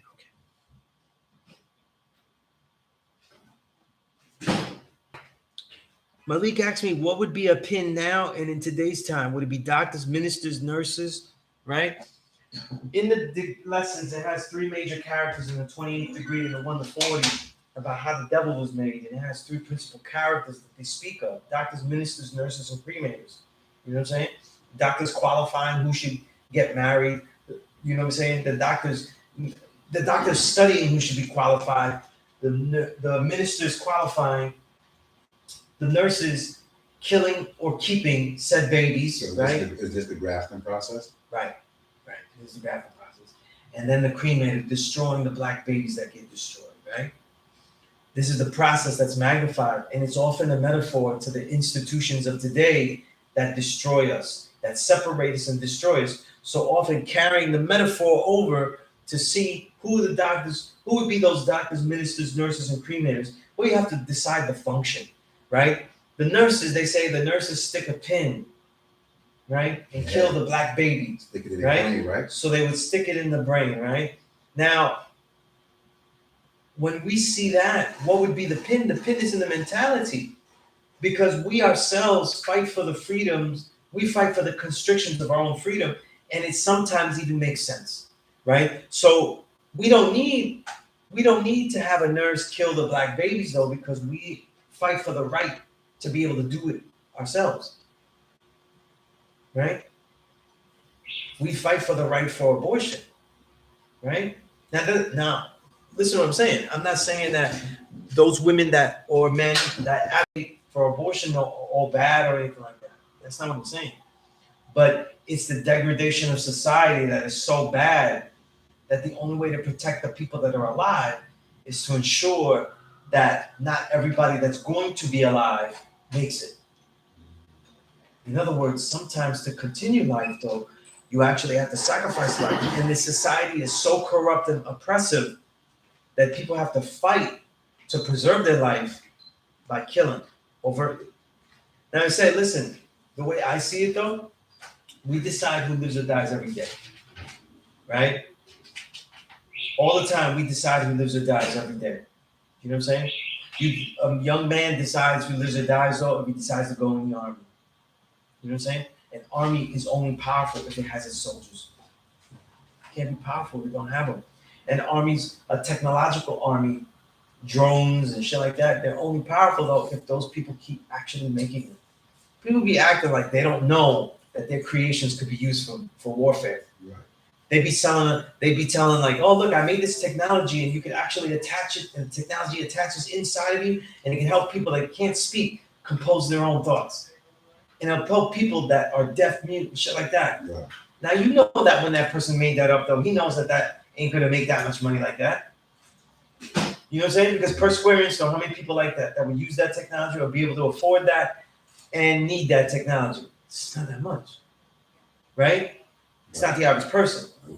But if we use that same technology and we place it embedded inside regular people and we can see what they're dealing with, right? An even closer collection of the algorithms, right? Right? Then it's viable. So people know these scientists are all full of shit when they acting like, oh, I made this for like injured people, things like that. No, you don't. Everything gets applied to warfare first. And if most of the budget is for military stuff, then that means that most of the intellectual property that's created is created in the vein of military. It's not made altruistically and then all of a sudden it's like, whoa, you're gonna use this for evil? You know what I'm saying? Right. That's naive though, because the money it took to make that only exists in those budgets. You see what I'm saying? So all these things where they talk about the technology of this and technology of that, like the transhumanist technology, right? AI. All of that technology to make that, those budgets don't exist. So in colleges for like health, wealth, you know what I'm saying? People's health and wealth and mindset. That shit doesn't exist for that. These budgets are not level where you could experiment. You're gonna have to lose some millions making shit, right? Build them up, all these things. And no, they did not say, hey, we made this drone, though, we could fly around the city and your kid could take pictures of aerial views that are beautiful. Yeah, They did not make a budget for some shit like that. Just like they didn't make these phones to take these intricate pictures and shit. Just like now, we could finally get the phone, like they made it up today, that when you take a picture, you could erase certain people that are in the picture. Mm-hmm. That's spyware. Yeah. That's spy tech. Wow. That's not useful for any average person. And people go, oh, it's great though, because I always thought though that if I had a great looking picture, but my ex is in the picture of me, I could just delete it from the picture. Man, That's not getting money for a budget. Right. What's getting money for a budget though is that if we could take this technology and we could actually promote the news stories and we could have full scale propaganda in whole countries based off of this, Deceiving people. right? The biggest radio station and powerful radio waves that go into Cuba is called Radio Malti, named after Jose Malti, the great revolutionary that influenced Fidel Castro so much. But Radio Malti is not broadcast from Cuba. It's broadcast by the United States government. Wow. To Cuba. So it's just doing propaganda. Right. You know what I'm saying? Well, So all of this technology is not, you have to have a budget to make these big things. You know what I'm saying? So even when they have stuff like, we read great things, it's really awesome. We read about like hadron colliders crashing, subatomic particles to see it and shit. And they're saying we're gonna look for the God particle and shit like that. That ain't what they're looking for. They're looking for more new secrets of warfare. Yep. Because when they look through that, when they look for that before, what did they find? They find if you smash the atoms a certain way, you get a nuclear bomb. You know what I mean? You get nuclear energy, shit that they can use. Shit is a fucking game. Yeah, this shit is for exploration. So, A lot of people say most of the inventions that are made though are made by NASA, right? But you think that NASA is as altruistic and fun-loving and it just wants to have kids be, oh, look, I want to be an astronaut one day. That shit is like any other thing. New places, unknown places, that translates to colonization potential. That's it. You know what I'm saying? And when they figure out how to colonize parts of the universe, that's exactly what would be done. Ain't nobody trying to go to a moon and sightsee and shit like that. That's not what these budgets are for. Then when we see what's the budget's for, it goes, oh, it's mostly all military. Yeah, that's where the budget goes. And then we'd be thinking that this technology is being made for any other purpose. You know what I'm saying? You said you brought up NASA. I just heard that in a few years they want to control the pyramids. They actually want to have control over the pyramids and like stop people from going in. They're saying that I guess it's dangerous. It's just something I want you to see. You can't even go into the Grand Canyon. And they have a spot out there like not too far from the pyramids, and they're telling people that they're building, I guess, like titanium for the country. One thing to understand about the devil's civilization is that they still don't understand the secrets of our ancient ancestors. When you look at just what they do with agriculture, they still don't understand the secrets of agriculture yet. You know what I'm saying? And so when we see white people abuse the earth and things like that, that doesn't just show their ruthlessness. Like they say, oh, they'll destroy the earth in a set amount of years. They really don't know no other way, and they don't understand. You know what I'm saying? They don't understand how to renew crops, renew the land. So every place that they go, like South America, into Africa, all these places, they don't know how to use that land the way we would use it. You see? The way we use the land, we would regenerate it. We'll be able to regenerate again. They never use the land like that. But the truth is they haven't mastered how to even do that. People give them too much credit to acting like they mastered it, but they decide to do otherwise. That's not the case. You know what I'm saying? So when they figure out things, they have no idea about the holistic approach. Right. So when, let's say they go down into the earth and they start fracking and they start getting water from all the way deep down in the earth and it starts causing toxic output, right? They're not thinking about that because they're thinking like, wow, this actually works for what the limited capabilities we're trying to do. But they don't care about the holistic approach. They don't understand how something that you heard here could impact here. So they don't see the entire planet as one body. They see it as lands to acquire. And they either acquire the land or they control or have influence upon the land. That is not theirs. You see? But they don't really take care of it though as if it's all theirs. They take care of it as if they are in war with it. That's the difference between conquering and mastering. You know what I mean? This earth has challenges that need to be overcome, and so we conquer it and we take it over. We change the landscape to suit us. We don't adapt to it to fulfill the best of the landscape. No. We have to change it and control it. We have to subdue it. We have to lessen it and control it. You know what I'm saying? right? And when the earth starts to respond, we make sure that it's responding where you're at, Right. not where I'm at. You know what I'm saying? Well, the things that I'm looking at, it tells me that I have control of my reality. It said what you said to me the other day. It says you created yourself, and you have the control to your way of thinking, your feelings. You control how your destiny turns out. You know what I'm saying? And I'm more and more starting to realize that every day. You know what I'm saying? Still, I guess happening slowly but surely. And I'll just be taking time to myself to just realize these things and just see things and see how my actions and my, you know what I'm saying, the decisions I make just control everything that goes on around me. This is taking it through mathematics. I have been. Mm-hmm. I have been, and especially when I read Elijah, because in Elijah's book, Elijah says everything is mathematics.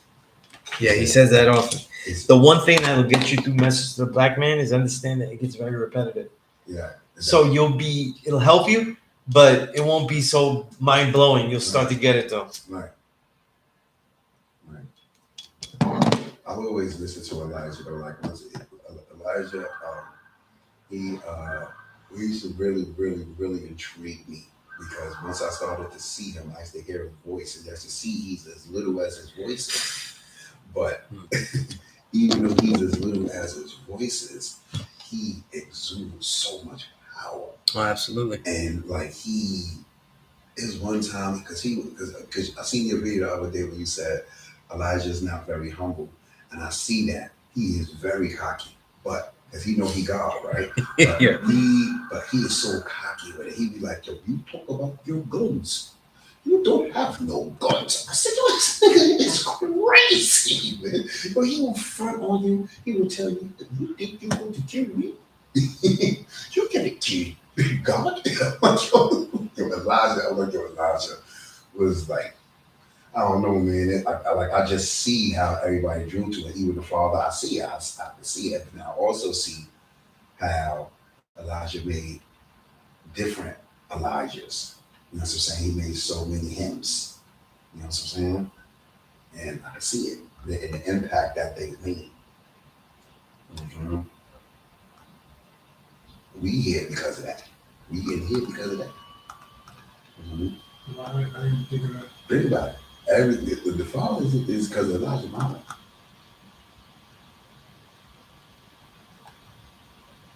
Mm-hmm. Muhammad Ali. Elijah Muhammad. Mm-hmm.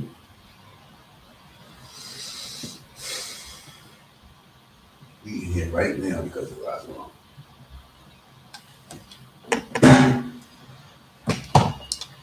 Somebody asked a good question here.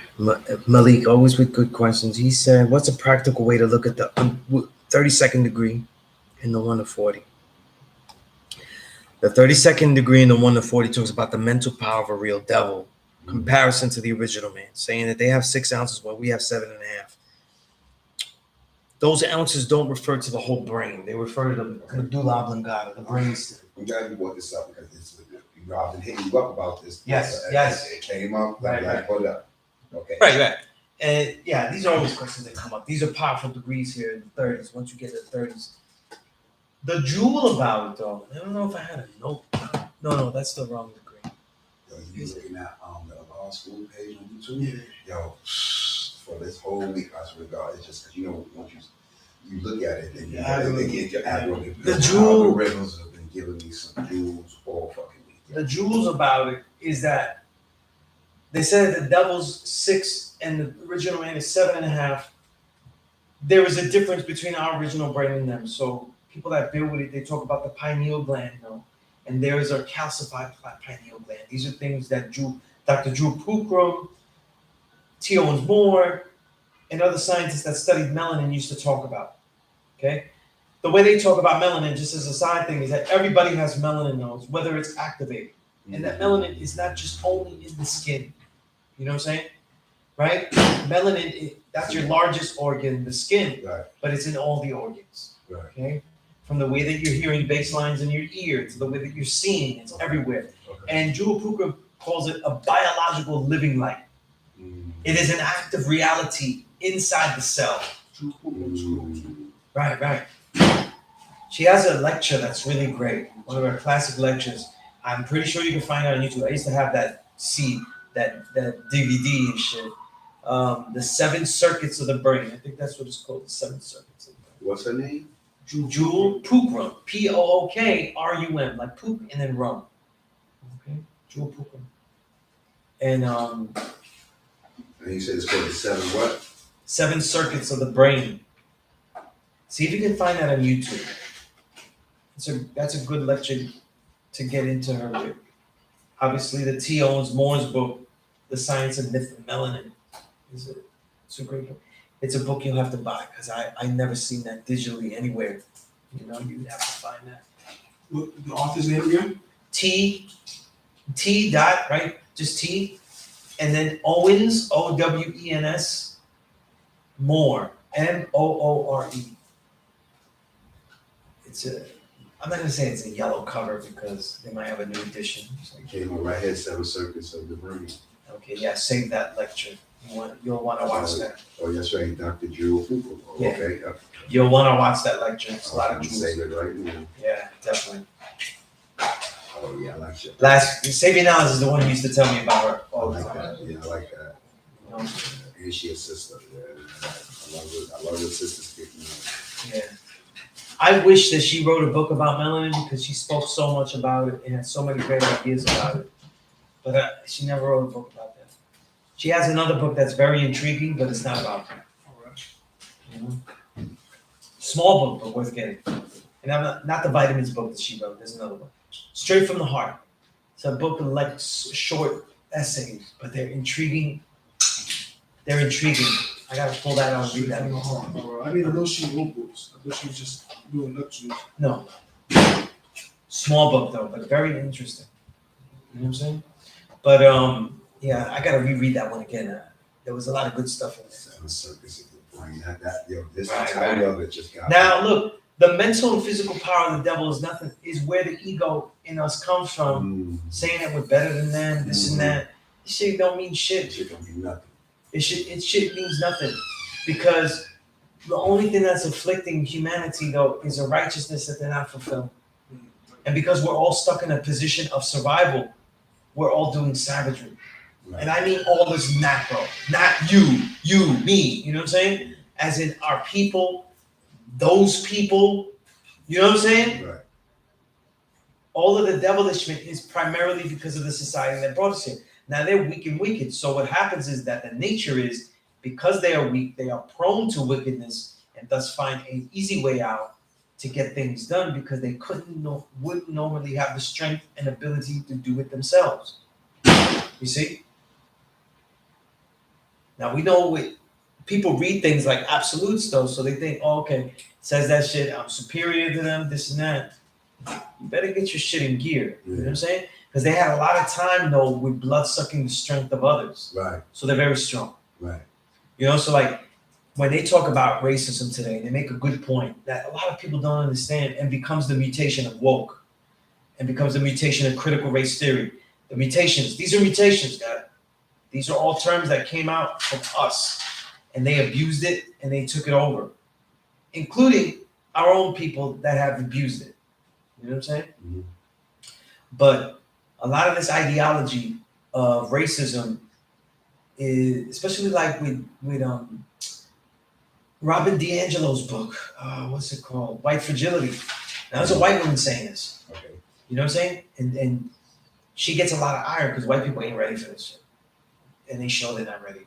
Because the stuff that, you know what's so funny about the book? She writes in there, if you react this way, then it's because of this. And then I've heard people react in the same way she said would react to her book. What's her name?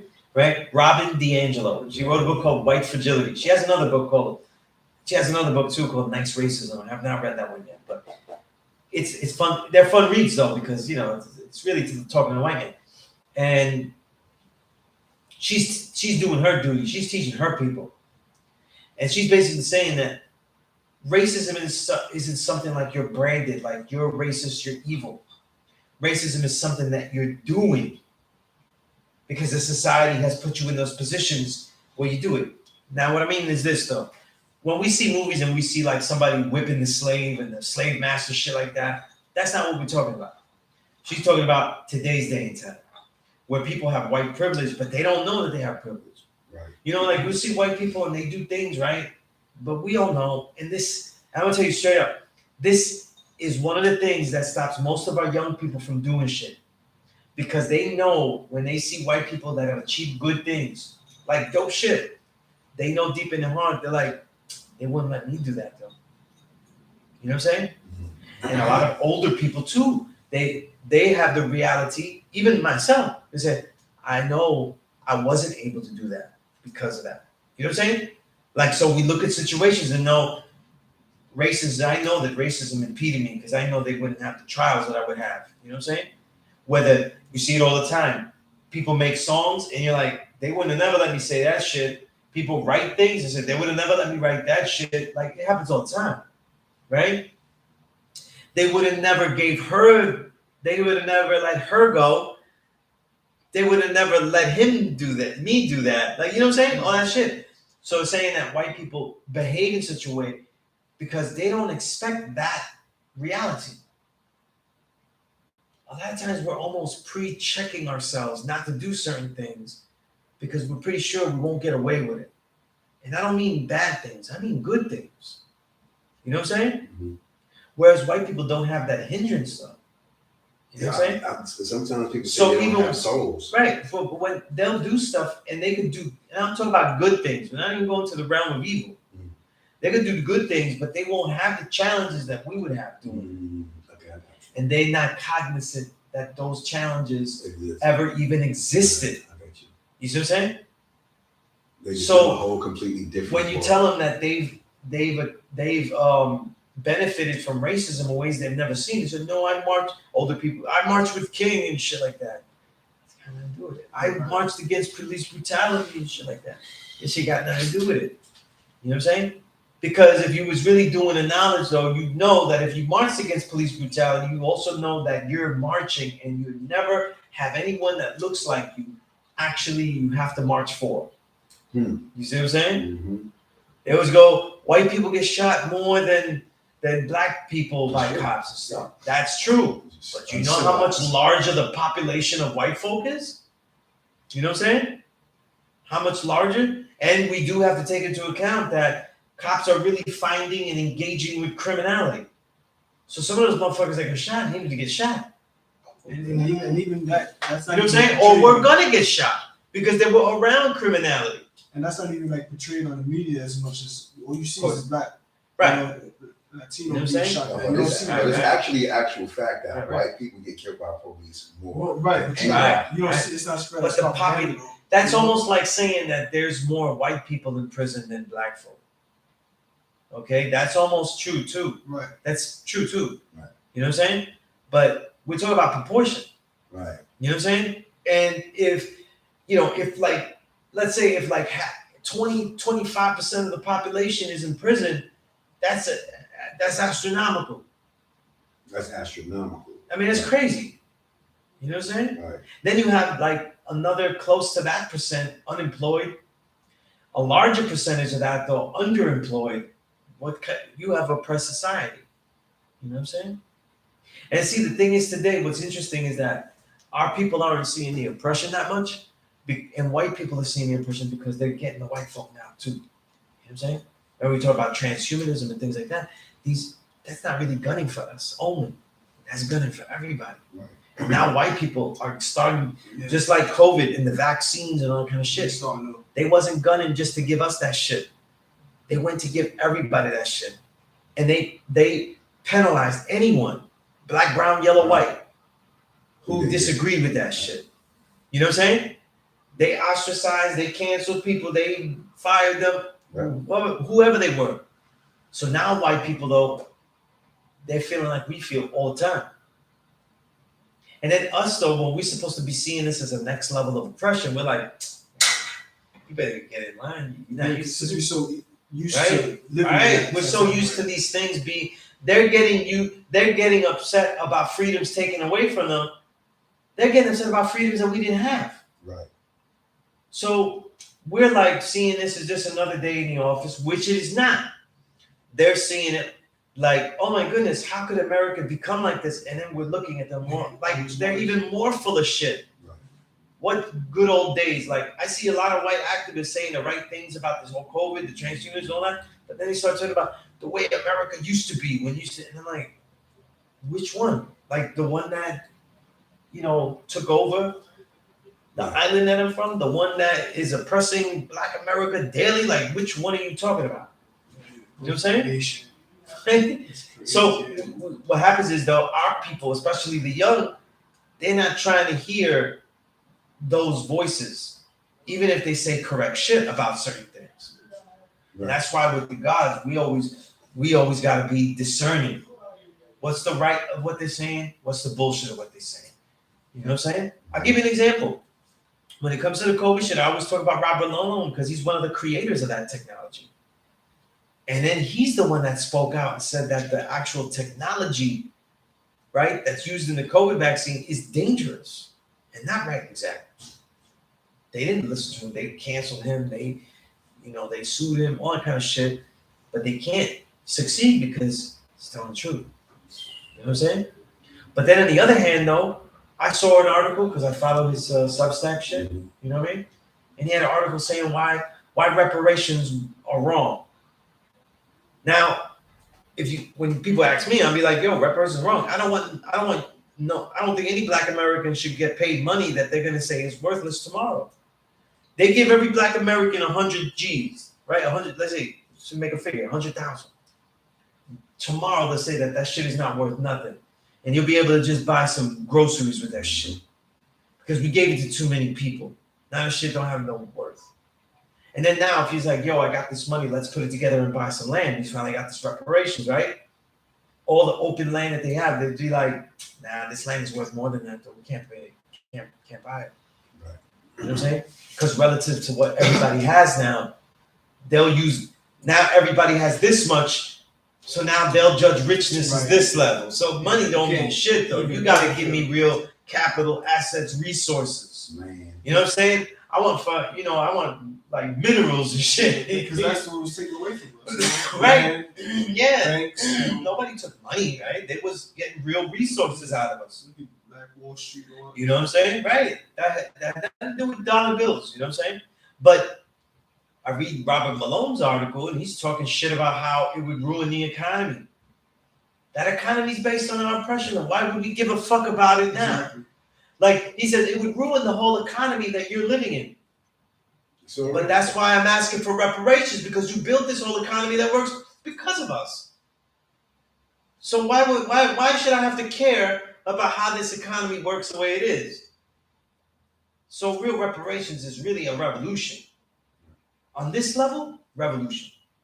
You know what I'm saying? And even still, the things that we add, people be thinking like, yo, what we add onto society is just like some dancing, singing and shit like that. Mhm. If you look at that, if you look at what America gives to the world, it doesn't really make much things anymore. So what it gives us to the world, though, is what? Arts and entertainment.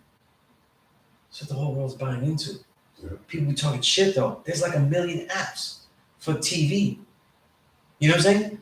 There's more programs in television and film being made now than there ever was.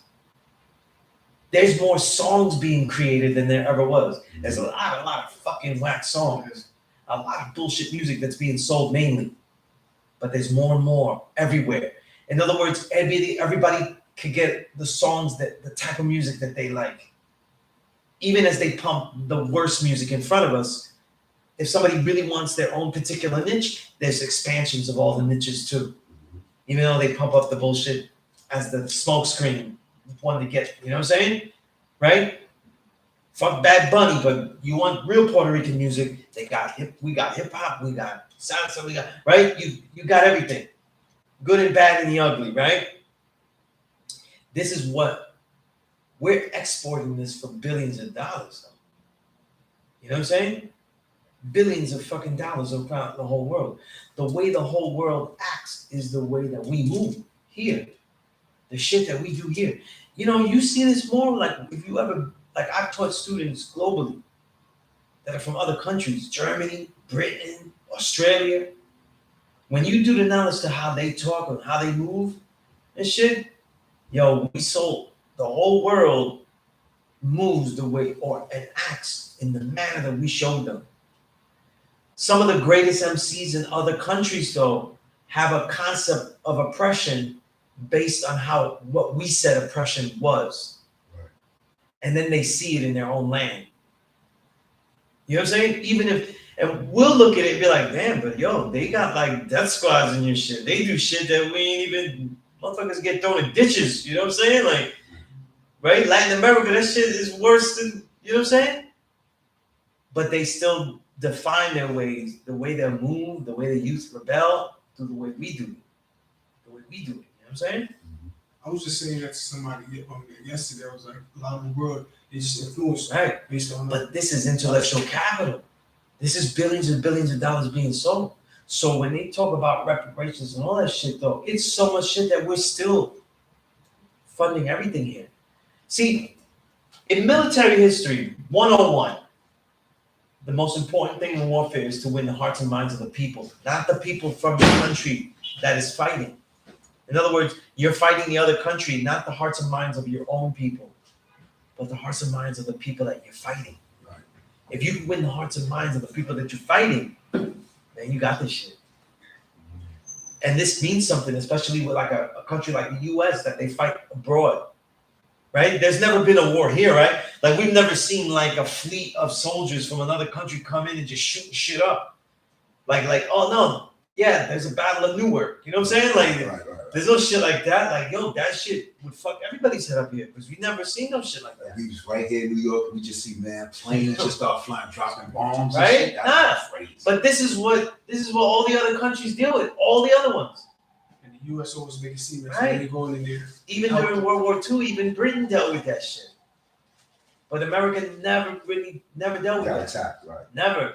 Pearl Harbor, we have instances. Pearl Harbor. Even if you want to count 9/11 as that, like you don't really have those situations.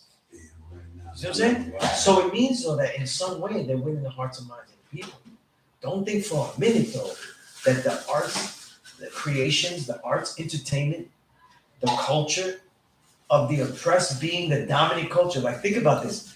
The way the culture, the arts and the lifestyle and the music of the oppressed people of the country are what go around and what people see. They fall in love with us while the country kills them. You see what I'm saying? That shit is crazy. You know what I mean?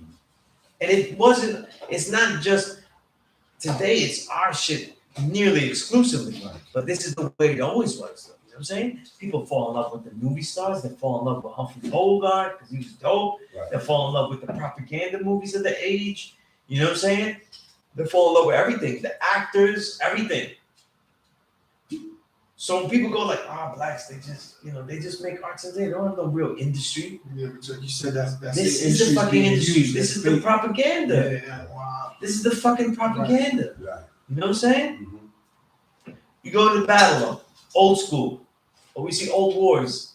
When you go to battle, right, they kick the drum, they sing war songs. Right. Whose fucking songs are they gonna sing? They're singing our shit. Right. You know what I'm saying? They go to war. There's probably somebody going to war right now though, and they're playing Kill Army. Mm. You know what I'm saying? Mm-hmm. Yeah, that's some war music. Right? That's my first choice though. That's some war music. I go to war. Right I'm gonna play Kill Army That's war or music. anything Cool G rap. You know what I'm there. saying? That's war music. Right? That war shit. But you know what I'm saying? Like the point being is like the issues like reparations and stuff. These white folk, even if they're able to speak on certain things, they show they're very, very backwards in other things because they don't have a history of being oppressed. Mm-hmm. This whole shit that's happening, like COVID and all that kind of shit, lockdowns, all that shit, white people never experienced that ever. You know what I'm saying? Having to wear a mask that was useless. Mind you, the masks were useless. Yeah. It's You know what I'm saying? useless. Doctors do not use masks to stop germs. No, it's They use that to stop their spittle and stop Right. blood from spreading. Right. That's the reason they wear it though. Your skin is the biggest Yeah. organ breathing. What are you talking about? That shit, you got everything else open. For limited amounts of time, a mask may help in certain situations. But if you in public transportation for like 2 hours, So that's somebody's germ you breathed up. Yep. You know what I'm saying? And we know the simple test, right? I be wearing masks and I smell all the filth. People be farting on the train. I'm just like, damn, this is not helping with nothing. Nope. This guy smells like hell and I still smell like shit. What's the point of this thing? You know what I'm saying? Because it doesn't do that. Nope. And they already did the research. The actual COVID-19, the molecules are smaller than the mask. So It go into your skin. I was telling people the same thing. it's smaller than the mask. Yeah. Like it doesn't. It It's penetrates almost like running behind a fence though when the mosquitoes are after. Yeah. Right? That shit don't. Yeah. Right? The mosquito. But like he said, he said earlier about the whole brainwashing where you make people believe that 3 can equal, Right. it's Exactly. mathematically Other sound. things, right? And if you believe They that, had the guys. I forgot who it was, but I can find this research because I have the books. The real Anthony Fauci book by Kennedy, 800-page book, over 2,000 references. That has all all the history about this whole thing. But they were talking about masks and how they made not masks, but the distance, the 6-foot distance stuff. Okay. These guys, they made that shit up. She was fake, right? They made that shit up. Air circulates though. So if I stood 6 feet from you, okay, cool. You won't smell my bad breath, but Right. that's about it. but if you, But the air's traveling though. Yeah. If somebody that actually is sick sneezes though, that shit travels though. Sneezes have punch. I said all this shit. I said I said your skin is breathing. Right. Here's the real problem though. Like for example, to just conclude that, the real problem with the mask was with the children. They had the children and young children. They had difficulty learning how to recognize facial expressions and other people because they were wearing that and they're like 3-4 years old. So those formative years where they're learning how to distinguish faces and shit like that and facial expressions. Wow. Now their communication skills are stagnated. Now when you go to schools, because my daughter is 9. So she went through it in the 7, 8, right? Those years, very formative years. And I have a niece that's 1 year older, 10. These formative years, the teachers, when they talk to you now, they say, this could also have been because of the COVID years and stuff like that, with the mask, when they say possibilities of why the kids socialize is different. So they know that this fucked up the kids. Remember I said, our perspective, we're the gods. The babies are the greatest. This COVID was shown to never be a problem for children. 99.9% survival rate. It wasn't affecting. In fact, it was really only affecting people with comorbidities. But that makes everybody scared, right? There ain't nobody healthy. Right. You know what I'm saying? right.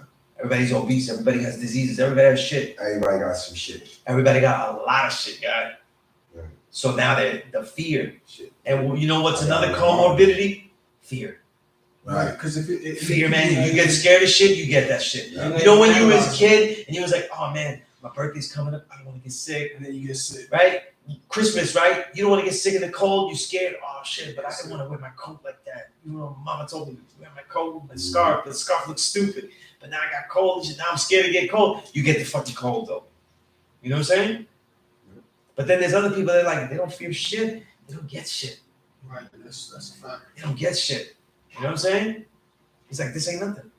That's why I always tell my students when I train them, during the winter, you do some portion of the exercise, do it outside. You know what I'm saying? Learn to run in that cold, all that kind of shit. Yo, it's crazy that you said that. Adapt to it though. I It's the hate environment. cold weather. I hate cold weather when I would go I running. hate it. Let me tell you something. I hate it too, man. Ain't nobody want to be on the But when I cold. would go running, Right. it would motivate me more to do it because I want to get Right. done. Now look at the mentality as a fighter, right? In the cold though, if somebody starts shit with you, you just like, hey buddy, it's too cold for all this shit. Yeah, you gonna say that. Maybe he might be like, you're right, man. That'd be great. But that may not always happen. Right. Just like you can't be like, listen, my knee's acting up, man. This is not the day to fight with me, man. There ain't no rain checks for the shit. If he wants to hit you, he's gonna hit you. Yeah. You know what I'm saying? So it's like I'm gonna train injured or whatever like that. I'm gonna train as best I can, whatever temperature or whatever like that. If it's time to go outside, I go outside. You know? So like my main training materials, like you see in the videos, even when I train at home, my kung fu area is outside. Yeah. So even in the cold, my Wing Chun dummy and everything is outside. So even all these last year, I've had to take care of my father and be at home. I still do kung fu outside. You know what I'm saying? So even in the weather, though, you know what I'm saying? Yeah. So it's these mentalities. You know what I'm saying? But that's why you have to be able to take the best part. It can't be one side and no side. You know, everybody's on this team or that team. It ain't no sports out here. It ain't no sports out here. Some of the shit that white people say is correct. A lot of the shit that they say is wrong. But a lot of it is because they don't. This is their first time. They've never experienced no oppression. Right. They were never told like, oh, you ain't got that on. You ain't done that. You ain't done the job. You can't come in here. Mm-hmm. They never been told they can't go in somewhere. You know what I'm saying? Right. They're white. They never been told that. And all of a sudden, now you can't come in here, man, because you ain't got that card. Right? How you feel? That's how. All of a sudden, now they relate to the Jews. Right. Mhm. You know, the Gestapo is like it's Gestapo times, you know? But how many places we went to, Blacks, they just whites. didn't allow us in. Right. Right? Like, think about it though, right? Before this Uber reality, I have never, I'm telling you this, and I'm not even the knowledge seed like you or a wisdom seed. I have never caught a cab. Never in my life. I have never been able to hail down a cab. Never. Really? Not once in my life. Because listen, I've had so A much regular money. yellow cab, I have never hailed one down. So imagine me. They're not giving shit to you. Imagine what You I've can't. My older sister is very light skinned. You know what I'm saying? We had to catch a cab one time, and I said, you know what? It's not gonna happen though. I'm gonna hide here. Right. I just I had try to to do run that. out. I have to do that. Man, try Let to- me stand on the sidewalk. Right. I had to do that. And they almost tried to drive off. You know? But that one time we had to do it like that, I ran it and I just dove in. I dove in because I wanted to go home. You know what I'm saying? And it's not like I was telling to go to Brownsville or shit like that. You know what I'm saying? Right? But they don't do that. You know what I'm saying? Right? Let alone the cabbies that like they never don't even go inside Brooklyn. You know what I'm saying? They won't even go inside and shit like that. Yeah. You know? But that's a reality. They never face that. So when they go, oh, this is oppression, what's their frame of reference? Nothing. So they're gonna say, this country's never been like this. You know what I'm saying? Make it great again. Right? And a lot of liberal people think like that. They're like, oh, this never, you know? And then a lot of liberal people are like, no, this country's not like that. It's not like that. You need this. But a lot of liberal people, so-called liberals, right? The ones that are for black people, whatever they say, right? They're the ones that are going, you know what?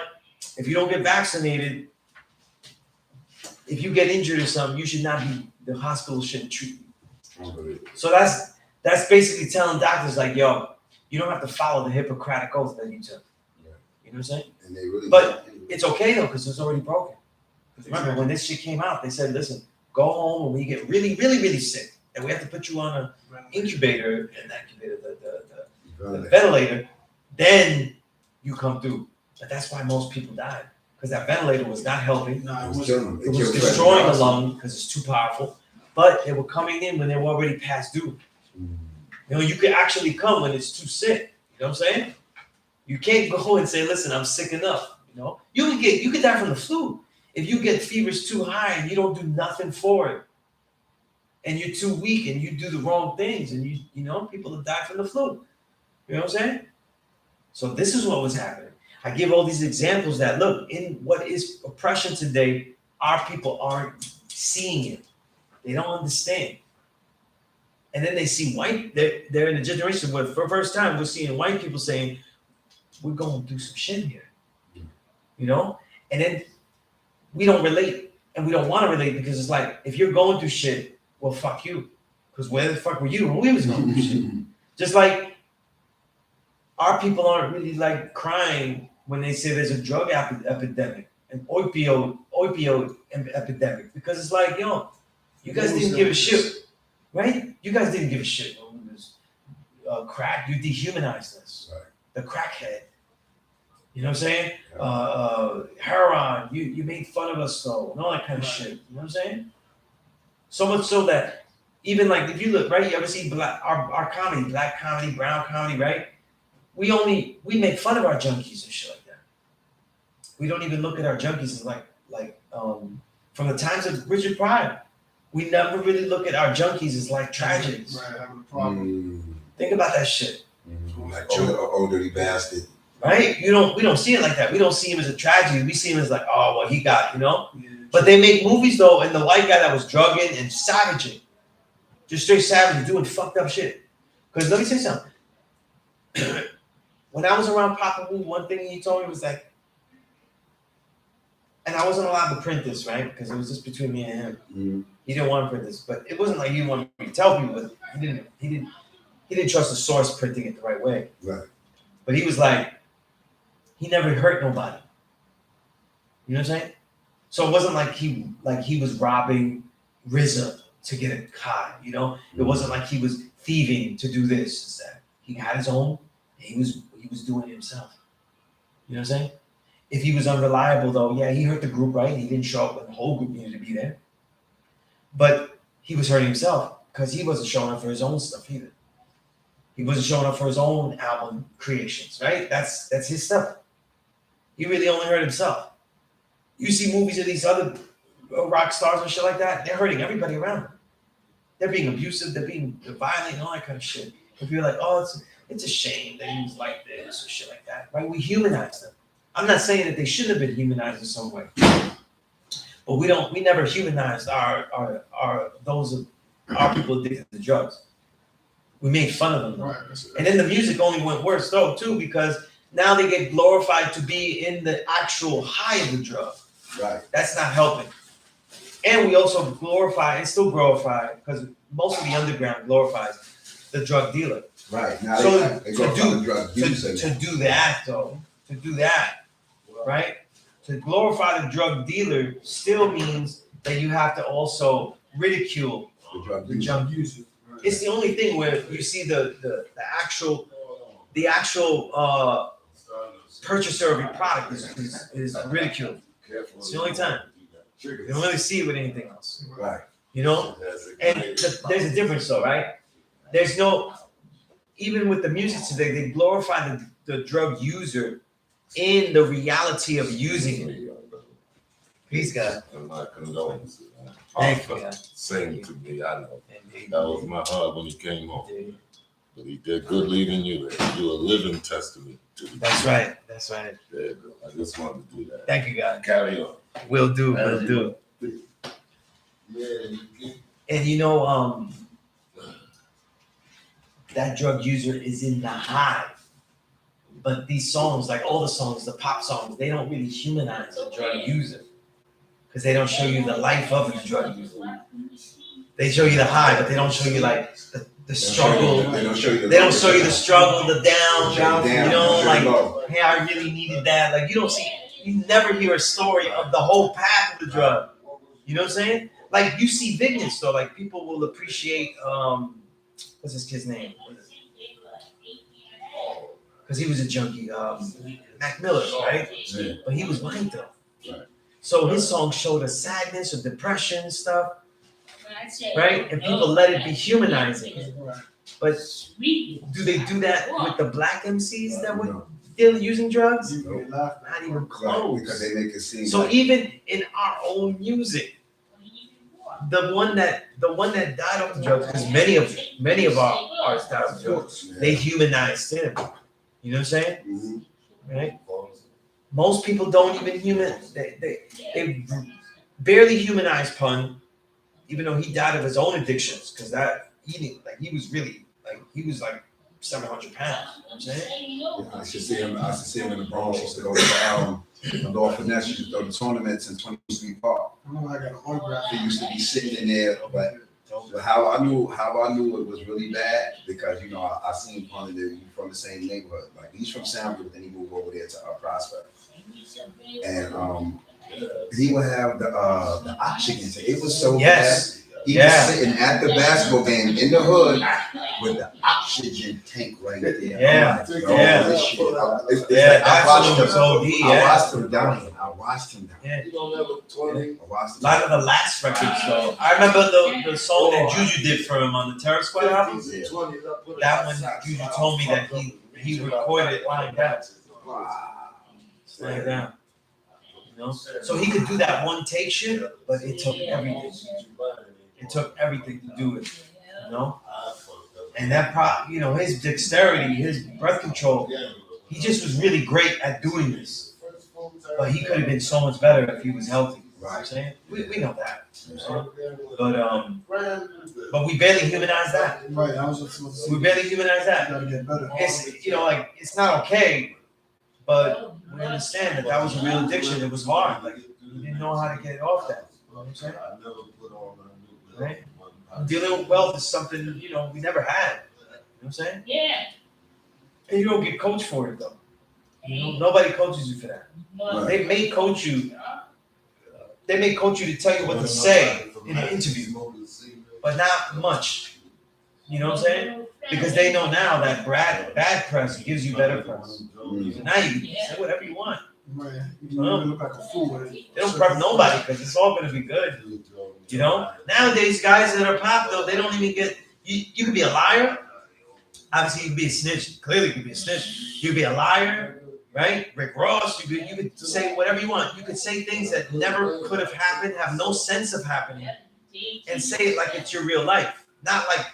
I don't mean like clever stories, rhyme stories that you're giving, but like say things that didn't happen as your actual life, and it's all good.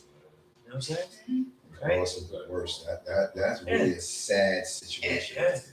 I mean, this is shit I used to get blackballed. Oh, you did. You know, because I used to say, listen, you know how much I would get in trouble? I'm from Brooklyn, and I'm going to magazines, XXL, and saying, listen, Biggie doesn't have that yet. He can't say that yet. Say what? The shit that he said in Juicy. The ending of Juicy. The video. I said he doesn't have that yet. He can't rhyme about that yet. Unless he says it's what he's going for. It's not how he rhymed it. He rhymed as he had the dream already. And people go, look, it's like he manifested it. Oh, blah, blah, blah. That's not how anybody rhymed that. You know what I'm saying? Because there was definitely no guarantee that any artist would get any of that shit. Well, the truthfully, for how I looked at it at that time, it wasn't really work. It was popular. Like he was what he was. I always liked his music, but he didn't rock out until Tupac got locked up and they dropped Two Shots. That's when everything went crazy. It seemed like that was strategic because and then also when they did the Flavor in Your Ear remix, that's when he started taking off. Yes. He wasn't taking off like that. But the reason he had to make controversy. That took off, but he was getting all the radio play. But it still was. Right. No, I'm saying they were giving him he was getting all the chances. Right. Did you see the person who did the same song? I think it was Juicy, but before. Oh yeah, B1. Yeah, on the Notorious B1. The Notorious B1. Oh, you're talking about the B1 thing. Yeah. But see, they said that. But Biggie was saving his rhymes. Amiga asked Meek like rapper demos. You know what I'm saying? They take these rapper demos and they steal their style. They steal whatever they can from them. It didn't shock me. I can't say it's 100% true. I think so. But I can't say that it's not logical. Did you listen to it? Yeah. Oh yeah. I heard it. It's very possible. It's possible. You know what I'm saying? Which And again, one of the things that I was always critical because we didn't know about that. Right. When it was happening, I was being ostracized because I was saying, listen, whatever Biggie makes that's pop, you cannot discount it and say that's Diddy's doing. He also decided to make that song. Right. He also decided to do that diluting of the music. He has to take some credit for the pop songs that he makes. It's not like, oh, well, he give us the hard shit and, like he's just doing him and that's how you...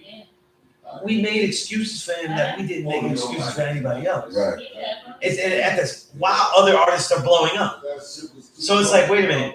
The same excuses you're giving him, though, if Raekwon did that, you guys would be in uproar. Right.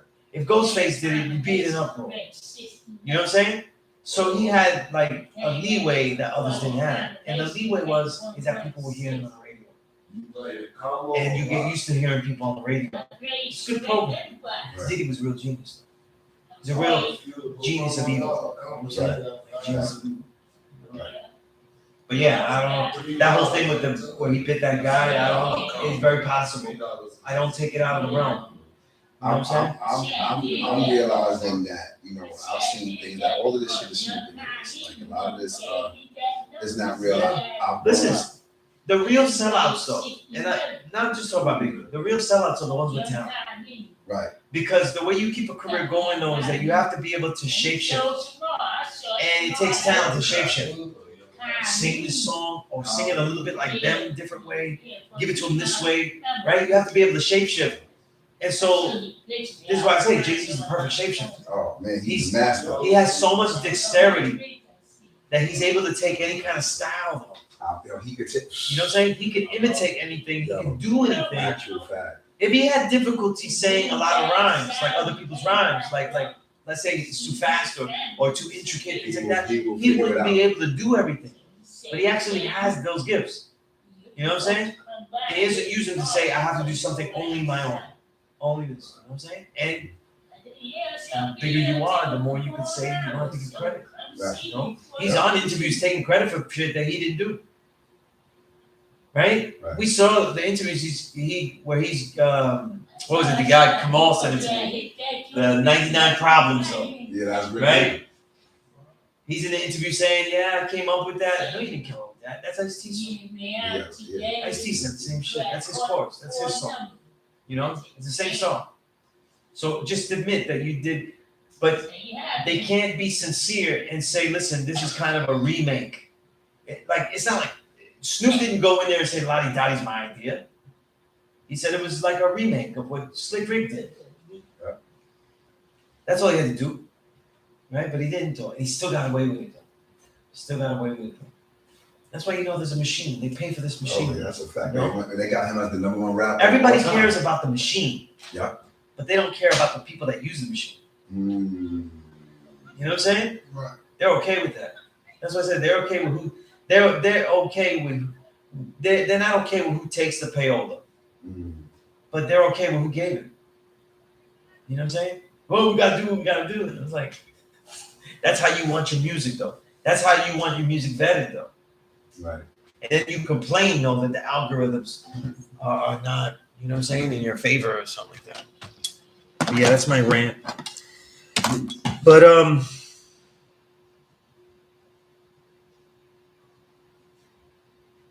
120 is not all far talking to a Masonic judge. That's the one at 36. Nothing else.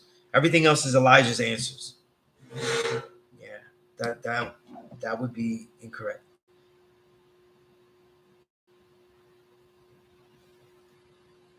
Peace, Self-Magnetic. Peace, Mr. G1.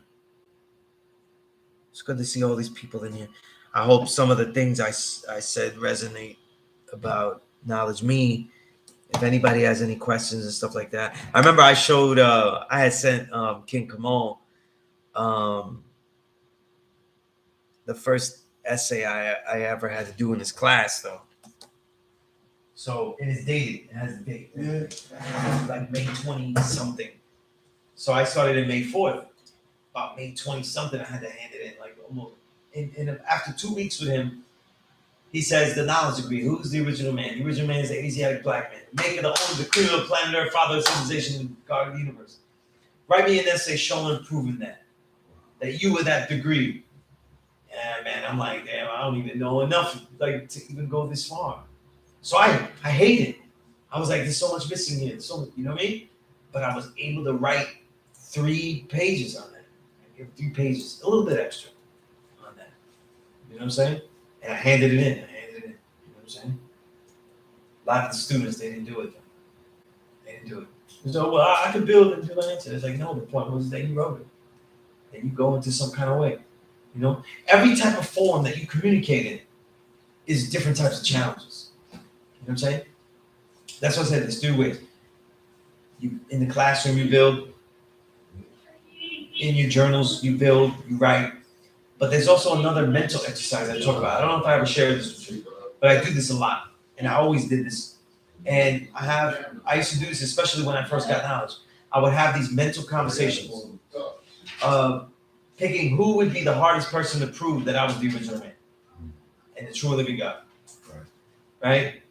The easiest for me when I was getting knowledge was obviously my father, right? You know what I'm saying?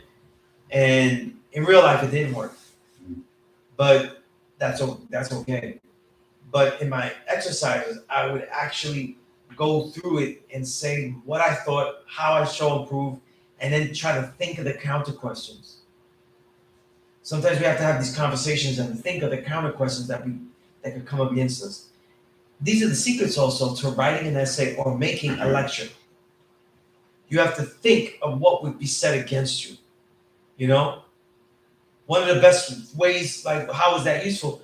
When you know, in the days when you used to write something in print that couldn't be changed, you have to think of like, yo, I gotta write this shit so nobody can answer me. Nobody can throw a rebuttal at me. There's nothing they can say. So the only way to do that is to try to configure in your head, what would they say? You know what I'm saying? What would they say? What could they say? How could they question stuff? You know? This also helps when you look at 120, because 120 is questions and answers. So then you think, why did you, people that have 120, did you ever go through 120 and say, are there questions in 120 where I felt like, why didn't he also ask this? Are there answers in 120, definitely answers where you say, but why didn't he answer more about this? Or why didn't he answer to this? You know what I'm saying? Like, I want you to actually look through it and say, what more? Because if you're trying to compose what questions you want to ask, what things you want to learn, one of the best ways is when you're going through 120 and say, what's left here that I want to know? What is it that I felt he would ask more? Obviously, brothers will go through the wisdom build degree about the doctors, ministers, nurses, and cremators. There's a line in this that there's also other regulations not mentioned in this lesson. So the first question you ask is, your students, what's the other rules and regulations? See what I'm saying? Those other rules and regulations are obviously, I'm not going to go into now, but are all of the other inputs of the society, the other institutions, how the institutions work, right? Because you don't just have a society of institutions. You have the connective tissue between the institutions that make it all run. Right. So sometimes the institutions you could have a society where all the institutions are righteous, but the way that they connect though is savage and disingenuous and not suitable for civilization. And that's where the corruption begins. You know what I'm saying? You have a society where the education is teaching, you know what I'm saying? But the other institutions aren't really getting those kind of students. Or it's not being utilized, that information. So now you have a worthless education system. You see? Or hopefully one primed for revolution. Okay? So all of these things take a toll. Why are we a threat? Because the most important institution is education pointed at the youth. If you can uprise that, you change the nature. Not the ownership of a nation per se immediately, but you immediately change the nature of the society's people. Once you start to change the education of the people. You change the way of thinking. They ask for different things. They demand different things. They lose a lot of fear, right? Once you know something, you lose your fear. You know what I'm saying? Kids scared of the dark, though, you immediately turn on the light. Like, what? That was it's a stupid reflection. It looked like a monster. Oh, shit, that ain't nothing. Right. You know what I'm saying? Mm-hmm. Oh, that's the tree outside. It's just the branches looking crazy like that, right? Once you get knowledge, though, your fear goes away. Right. You know? It's like the Wizard of Oz and shit. Once you see what's behind that curtain, you're like, that dude? Right. This is the motherfucker I was scared about? Right. Right? Liz. Same thing. Same exact thing. I was going to ask a question earlier, but I Yes. think you had answered it basically in a sort of way. I was asked about like communicating, and when you were talking about developing your essay, coming up with questions that other people might have asked. That's one of the main ways. So I feel like That's one of the main ways. You know what I'm That's saying? good with that. But all communication is useless if you don't know how to convey your sincerity in every situation in life. You know, some people are sincere, but they don't know how to convey it all the time. Their own hells, their own frustrations are being exuded first. And that's when you let your emotions are taking over. So you answer with your emotions and not your sincerity. You know what I'm saying? Mm-hmm. So your sincerity always has to be intact. You know? And that's what a lot of people don't even People are just not that. Right. There's a lot of times people could be in this classroom and they'll ask the wrong question. Like, that's the wrong question. Did they ask the wrong question? They ask the wrong question. It shows desire. It shows what they want. The answer would not help them in any kind of way. But I always listen. And I always try to redirect them so that they realize what type of question they're asking. Okay. You see? Because it could be the wrong question. You know what I mean? Not everybody, most students don't know what questions to ask. You know? And one of the great proofs of that is Google. That shit's out there. To get so many answers, like endless amount of answers, but people don't know what to type in the damn thing. Right. That box is like crazy. But that makes people, so it makes it, it kind of dumbs people down to actually wanting to go read the book. Oh, of course. But it also shows that people don't really know how to make a question. Right. You know what I'm saying? Like you said, also sometimes you should only ask a question that you didn't actually go and once you research for yourself. In this highest form of learning, right? The knowledge of self. The way that we were all taught though was to make sure that our questions were as valuable as possible. Because we knew that the time with these elders though, not because they was gonna return and things like that. That's not what we were thinking. But that they were always teaching men. You know what I'm saying? They always had a lot of other pursuits that they were dealing with. So you wanted to use their time valuably. You know what I'm saying? And ask the right question. And the best question, the right question, is not necessarily one that is easy to answer, things like that, right? Or that's not your best question, Muhammad, at the time, right? It's the one that you did your best to answer, but you can't. Right. And it might be an easy one. You'd be like, oh, that's all it was? You know what I'm saying? Right. But if you did your due diligence with it, and you're like, damn, I just can't get it. There's a lot of questions that are like easy for some and hard for others. You know what I'm saying? Because there's so many, we're all different, we're all good at different things. So there's things that's easy for us that are hard for other people. You know what I mean? And as a teacher though, that's what I try to adapt to. Knowing and understanding that. You know what I'm saying? Some people are good at stuff, some people aren't. You know what I'm saying?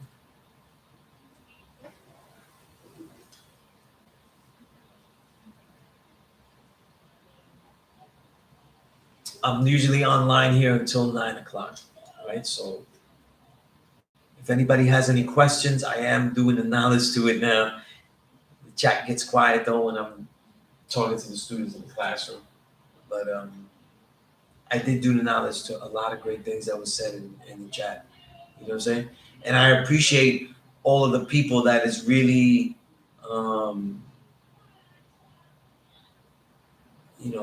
sending their love and condolences to me, about Knowledge Me. You know what I mean?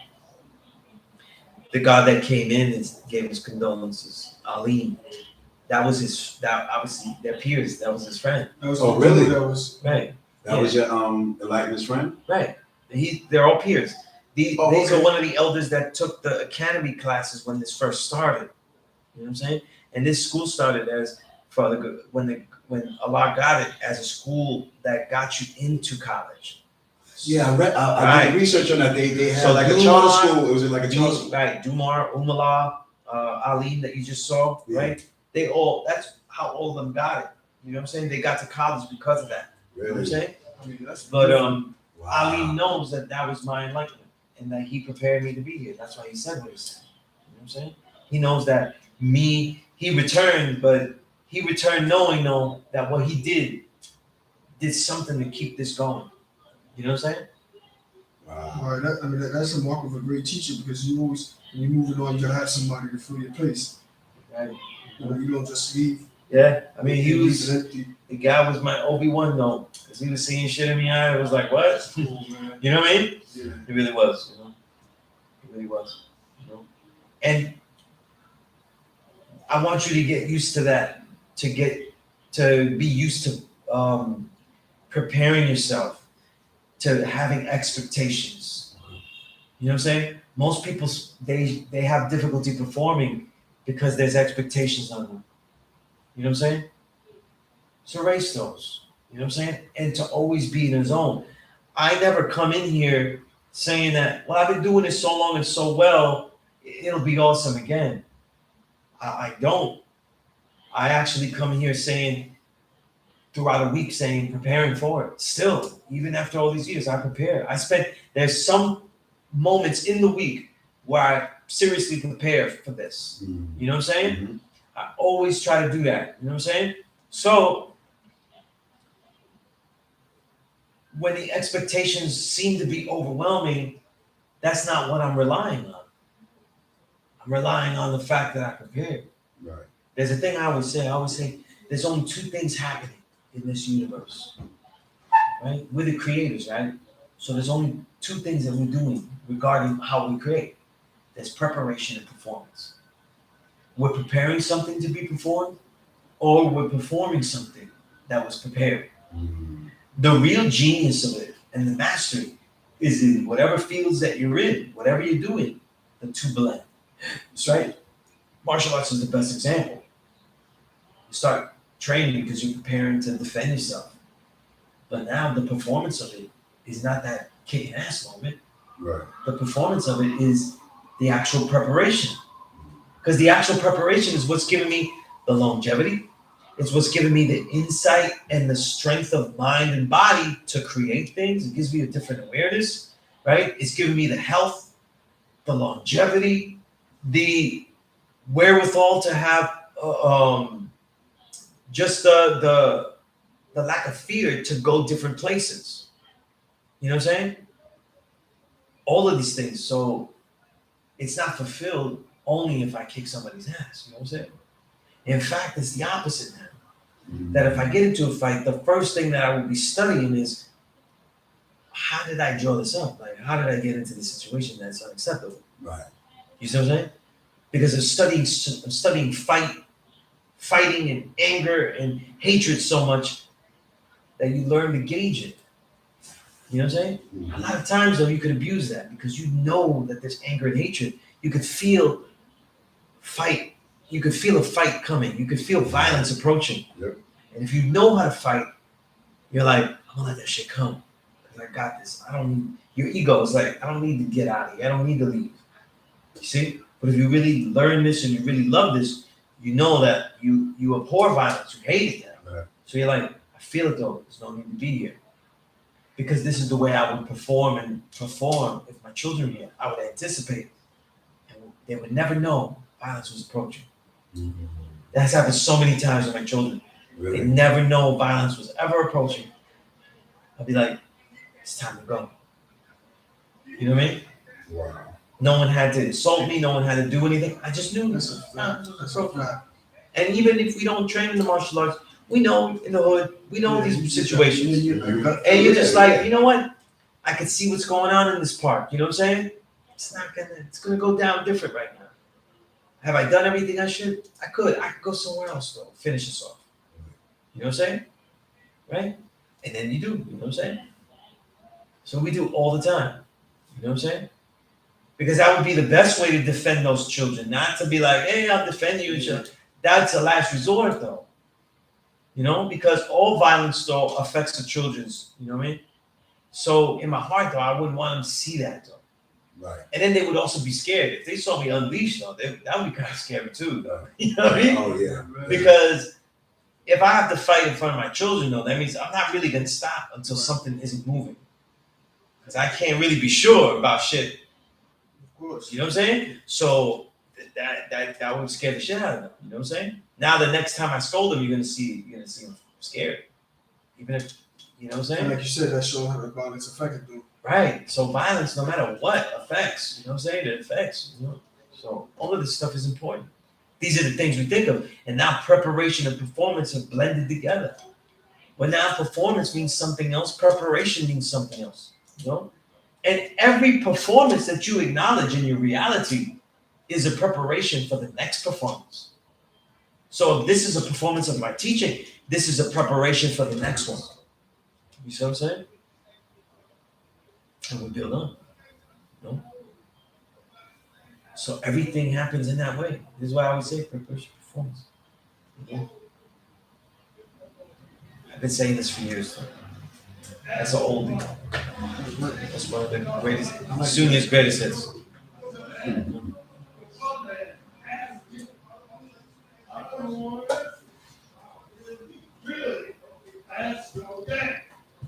But all these elders that you see, though, they almost all of them, Ali, that you saw, all of them, Allah B, or Firstborn Prince, these all, they passed away. Wise Jamel, all of them, they all would come in and help me. You know what I'm saying? They also even would help me with stuff that I was doing that was different. You know what I'm saying? By supporting it, though, things like that. You know I'm what I'm gonna saying? ask you a question. Azrael, did he ever sit in classes? Oh, absolutely. Absolutely. You know what I'm saying? Absolutely. There, Azrael, like a lot of elders, though, they had a lot of problems with drugs and things like that. You know what I'm saying? A lot of the gods have trouble living. You know what I'm saying? They went through hard times, though. You gotta understand, though, that they were the ones that people go like, oh, I'm so happy that this knowledge is everywhere and shit like that. But we have a privilege, though. I can teach, though, and then go work a job, and I don't have to teach everybody. You know what I'm saying? They lived in this neighborhood, right? Dogs going crazy. Yeah. They lived in this neighborhood, right? So when they was living, though, their lives are here. So if they decided to have a revolutionary life is getting rid of pork back then.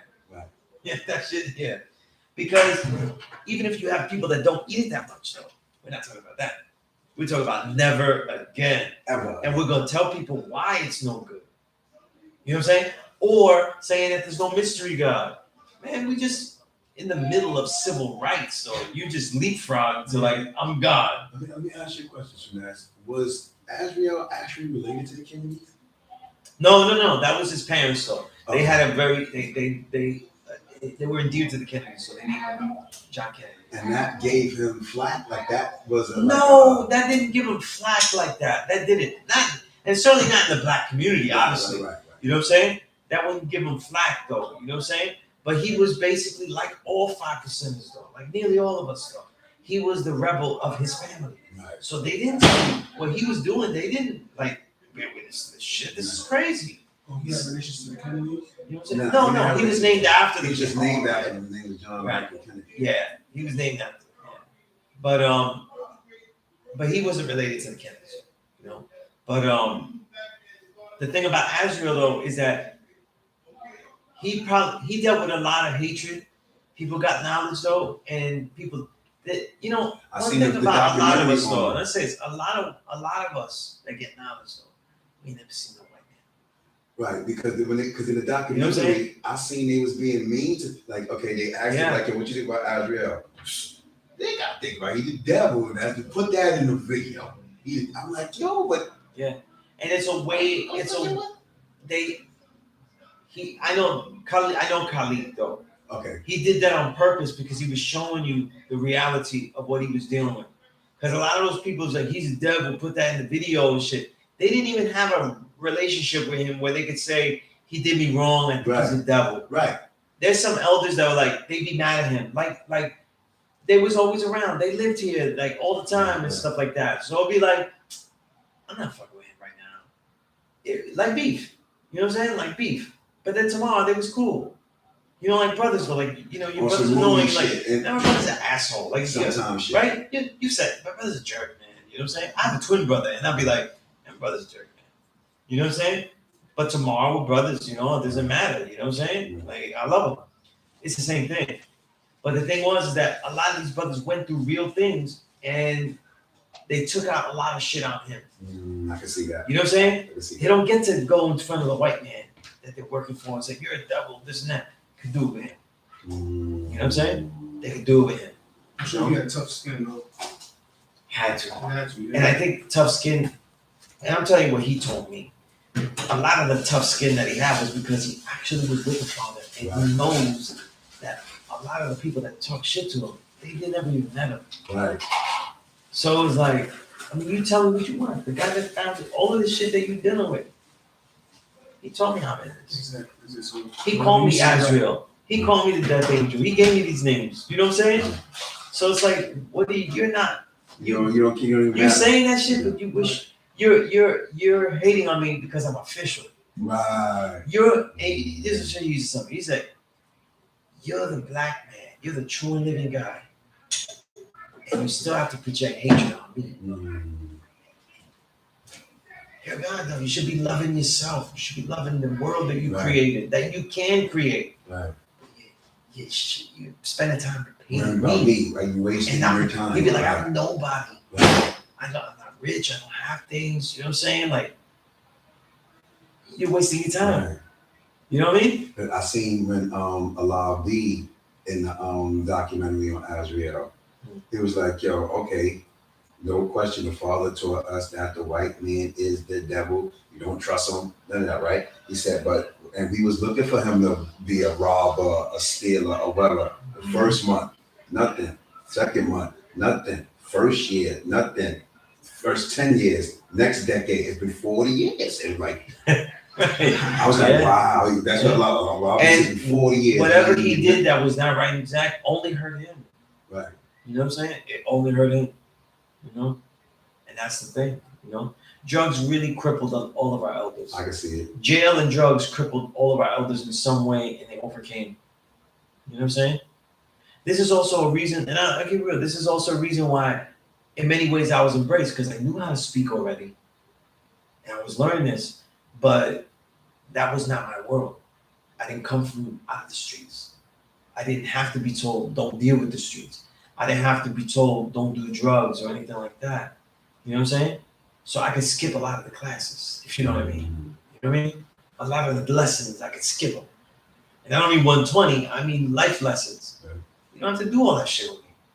Like when Knowledge Me let me go, he wasn't worried that a life of crime was awaiting me. You know what I'm saying?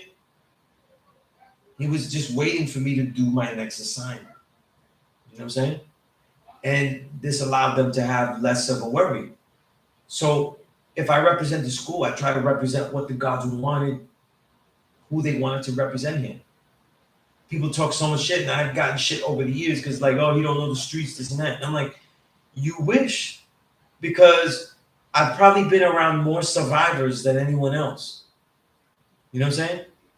From the music that I've covered and the students that I've taught, I've been around more street survivors than people that have been on the street. The people you've been around, they died. You were the last one. I was around all survivors. Though. A lot of people that got taken from the streets, but I've been around hundreds and hundreds of survivors. Though. Let alone saying how many I taught. I'm not going to take credit for keeping them alive. You know what I'm saying? So these things give me a different perspective. And they knew that. They knew that. You know what I'm saying? They knew that. And it contrasts. So I had to get support with curriculums and things like that. I was the one that was first one to really do that. Like have a curriculum, outlines, shit like that I send you. You know what I mean? Coming here with different books. You know what I'm saying? Giving you books to read, shit like that. Like giving them. Nobody did that here. You know what I'm saying? I started a lot of things in the school that weren't done. Health protocol, a distinct health protocol that goes beyond just fasting and leaving pork belly. You know what I'm saying? So these are a lot of things I brought to the school, and a lot of people that even if they were living it though, they didn't really engage in showing it like that. You know what I'm saying? So I had some setbacks, you know what I'm saying? With people trying to, bring me down and shit like that. You know what I mean? But it worked. And I was doing work. And Azrael was one, he would sit in the class though, and, he would learn, he would add on. He would say some shit that would be wrong. Like he would say shit that would be totally off the wall. That's like exactly Azrael, it's not really that, you know what I'm saying? But what schooling did they have? You know what I'm saying? Like actual schooling. So he would say some shit wrong. Same thing with Fakim. Just watching videos from Fakim. Mm-hmm. I'll be watching it for years. One of the earliest, Puerto Rican guys that was Puerto Rican out of Medina. You know what I'm saying? Became one of the great speakers in this nation. Dynamic. Dynamic. Fakim. You know what I mean? But the majority of his life, though, I knew was Father Divine. He changed his name. Yeah. He changed his name to Fakim. He changed his name to Fakim. Yeah. Father Divine. I used to always watch him, man. Right. So, yeah, Dave, that's the difference because Knowledge Me never was around to do the video thing. It's crazy. I was going through all the archives. I couldn't find them. Yeah.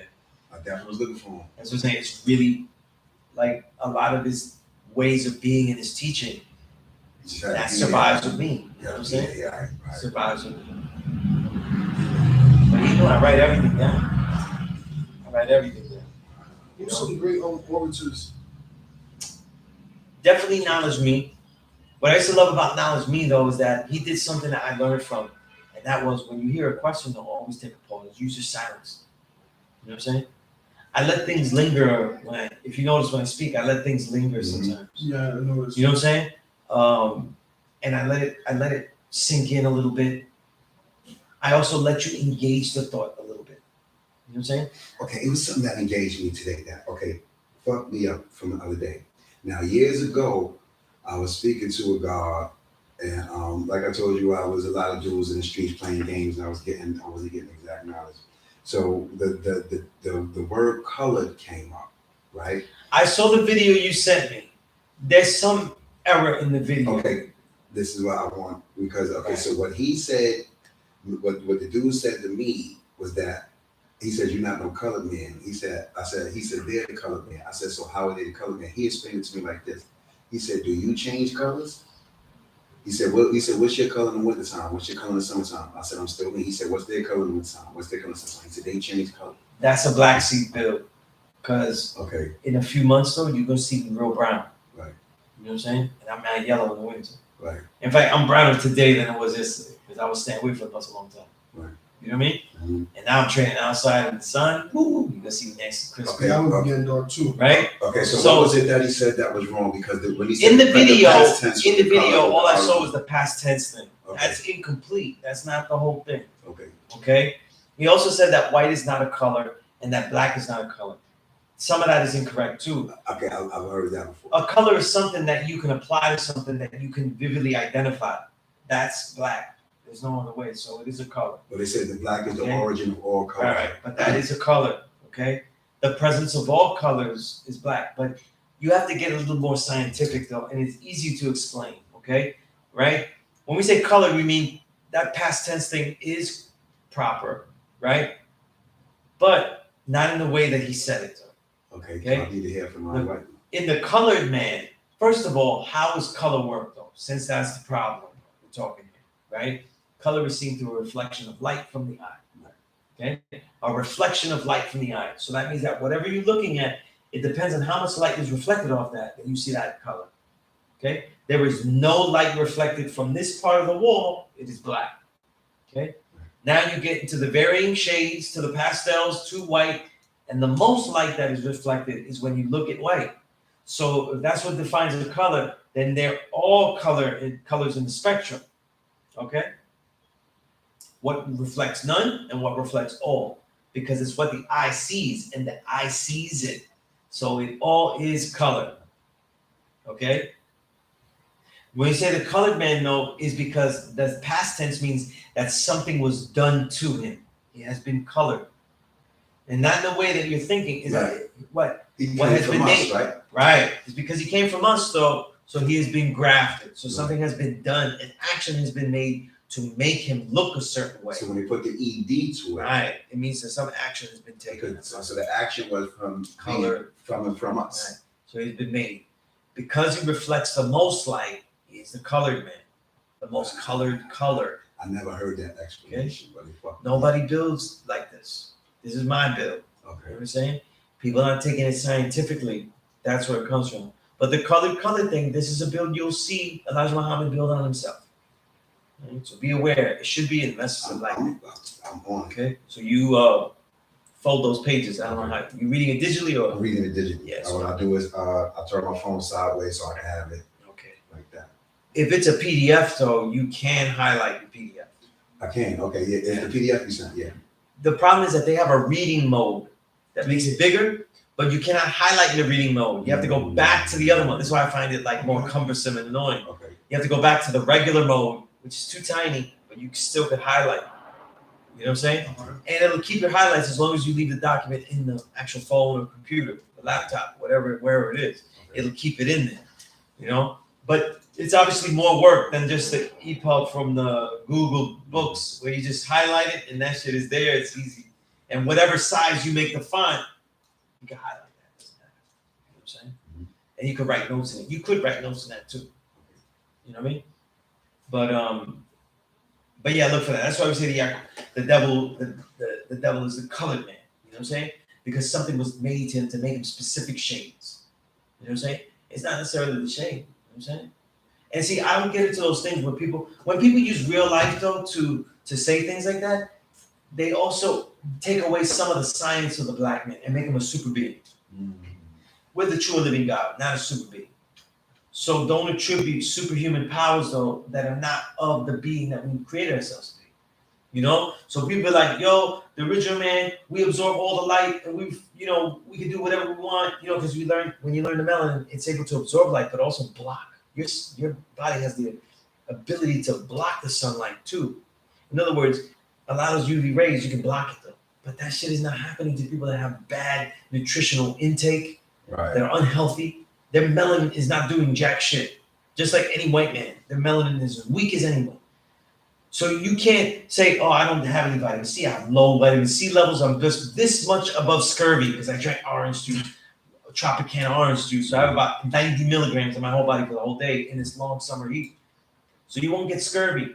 But you don't have enough vitamin C and shit like that to really block all of the UV rays and to really collect all the oxidants and throw them away with antioxidants. You have none. You know what I'm saying? So you still suffer the same skin problems, all of those kind of things. It just won't be as noticeable.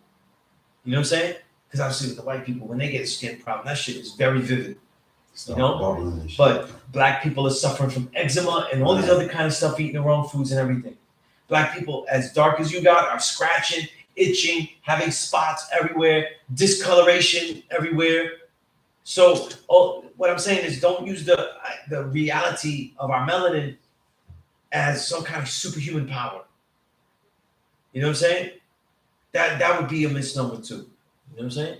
But know that the good things you do will activate things that are nearly they're gonna feel superhuman compared to everybody else. But you gotta do the work to activate your reality. You know what I'm saying? Right?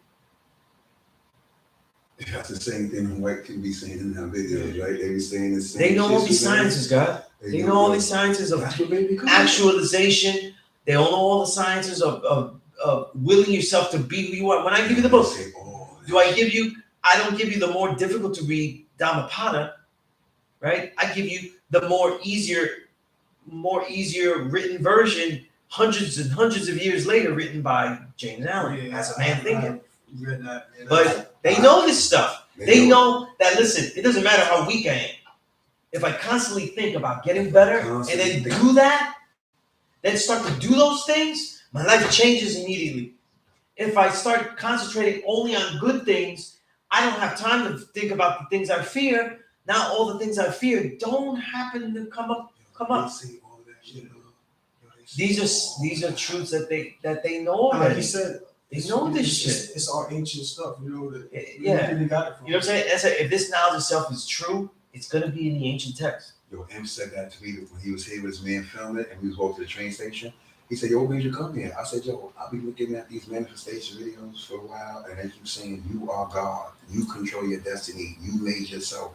And I said, yo, that's what the God's been saying. I said, so I need to go to my brothers. And he said, yo, you did the right thing. And that's when I started sending the God right here. So we was like, yo, check this out, God.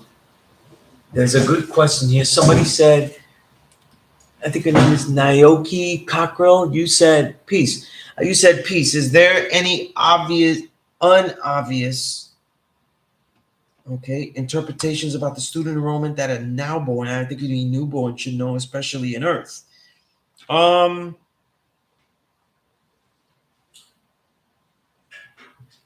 Unobvious, not so obvious interpretations. First off, it would be the word interpretation. You know what I'm saying?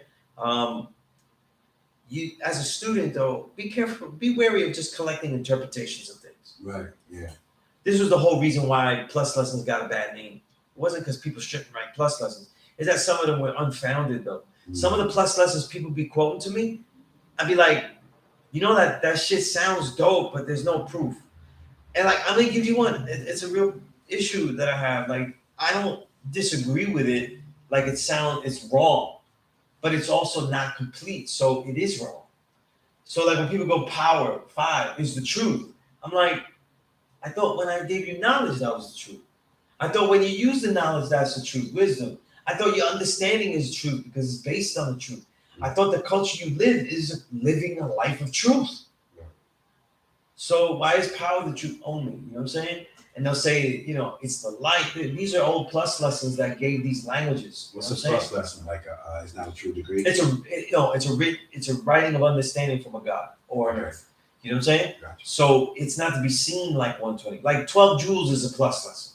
Okay, so let me ask you something. The 12 Jews, there's a certain order to them, right? Because right, that's the whole point, though. Okay, so I'll tell you, I was dealing with the Muslim gods because the 12 Jews that Ouch. Sorry, there's always say that. Okay. The 12 Jews that I got is not in the order. It's scattered. But what they do have in the order is the knowledge, wisdom, understanding. Everything after that is the 12 Jews are not the 12 Jews. Like, they're useless if they're not in the order of the 12. Like, right. Knowledge, wisdom, understanding, right? Freedom, justice, equality. This is how they got it: knowledge, wisdom, understanding, food, clothing, shelter, freedom, justice, equality, love, peace, happiness. That's not right. Yeah, I think they have 4 through 8. 12 through 8 mixed up. Yeah, they have the 6 in the middle jumbled up. Because 7 is food, right? 7 should be food, clothing, and shelter. 7, Right. 8, 9, love, peace, and happiness. Right. So this is where I got this information when they had the Okay, classes. real quick about power, and then I'll talk about 12 joules. Okay. Power is not the truth, okay? Because when you show your power, though, you've shown an interpretation of people are just feeling the reality of your way of life. Of you, right? They're feeling the reality of your way of life, though. But that culture is that power is an influence. So it still is an interpretation of your reality that was here. In other words, what you be is also an interpretation of what you see in your own head. You're living out what you see must be in your own head. Right. Hopefully, it mirrors itself near exact. That's why they say. You know what I'm saying? Like, for example, Jordan has a great game, though. But in his mind, though, he didn't miss a shot. Right. Every game he played, he missed some shots. But in his mind, he didn't miss shit. Right. I You know what I'm saying? It's not like he was not Kobe Bryant used to do that visualization exercise all the time. Like, he would envision the game and what he would do, right? Allen Iverson used to do that too. But you see how they since they see Kobe practicing so much, they used to call Iverson a lazy old good for nothing nigga. And with his hip hop shit, they were like, yeah, he's good for nothing, thug. But he was doing visualization exercise too. You know what I'm saying? In your visualization, you're not visualizing, you're missing shit. You know what I'm saying? When you practice, you may visualize getting hit, how you react. Let's say if you're training, like I practice for what happens if I get hit, what happens, right? Because if you always think you're not going to get hit, then I would only practice this. Right. But I also practice this. I also practice, that backup here. I also practice, right? Just right, whatever I'm doing, right? So there's always a possibility, though. But in your visuals, though, you always recuperate, you always succeed. In real life, though, you miss some shots. You do get hit. Right. You know what I'm saying? Right? So it's your culture is near exact. It's not perfect. So it's actually not exactly the truth. Right. So the reality that we live is not exactly the truth. That's a hard thing to I might be fucking people's heads up with that. But what you exactly live is not exactly what you thought. It's a character. Right? Because remember, what makes this reality of the true and living God is not just you, the true and living God, but how you, the true and living God, react with all mind. And all mind is all Allah, all the original mind, all the original man, all the original family, black, brown, yellow, man, woman, child. See? And that interaction causes changes and adaptations. And that's why we create in the first place, because creator creates creation. Creation what? Educates, inspires, revives, rejuvenates creator itself, and creator creates anew. This process of perfection is never ending. Oh, man, you gotta repeat that. That was, you gotta repeat that. This is something I always say. The process of perfection is never ending. I call it this: constant elevation at an ever increasing rate. But do not look at the increasing rate like a line that goes up, but a circle that grows deeper. Okay? So when creator creates creation that inspires, that educates, that corrects, it illuminates, and it rejuvenates the said creator as it what? Changes creation itself for the greater, for the more righteous, for the more what? Better. And that inspires creator to continue anew. Knowledge add on the cipher. Right? 10. Continue to count. Right? The reality that you envision in your mind, no matter what culture you manifest, is near exact. I made this album with King Kamal. I never envisioned that it would come out that way. Right. See? All I did was manifest everything that I knew and I could do, and constantly appraised it again and again. Constantly did the knowledge to it again and again to see how it would come out, what I could do, how it would go. And that process continues and continues. You see what I'm saying? Mm-hmm. And one song is leading to the inspiration of the next song. Right. And you know this. You know that. Right? Yeah. Whatever I learn in trying to spit that, it goes into the education Mm-hmm. and more experience of the next one. Yeah. Every next one is better. You know what I'm saying? Mm-hmm. Right? It's like see, the thing is what amazes me about when I make music is that I actually see it in my head. It's in my head. I create it. I write it. I got the music. I perform that. It's in my head. And then what amazes me is when it's done. Is a lot of times how it exactly came out, exactly how I envisioned it in my brain, and then a little bit better because the engineer. I always tell the engineer this is our session. There's work that is being done by many people. Right. Many people, you know what I'm saying? Or you don't always see how it goes. This even happens with things you have full control over. Like I have full control over how a book will look. And it still comes out different. Yeah, Right. My experience is like that with making music too. Like for me, mine will always come out exactly like I have it in my head. Like it might come out close, but then if I'm working with like somebody on a keyboard or a drummer, like they might put their little flair or something, and it changes the whole dynamic of it. But that makes it better though. Of course. Mm-hmm. And that's the thing, right? The works of art, the works of creation are affected by the others that are which you work in, but they're also affected by what you're learning out of the work of art itself.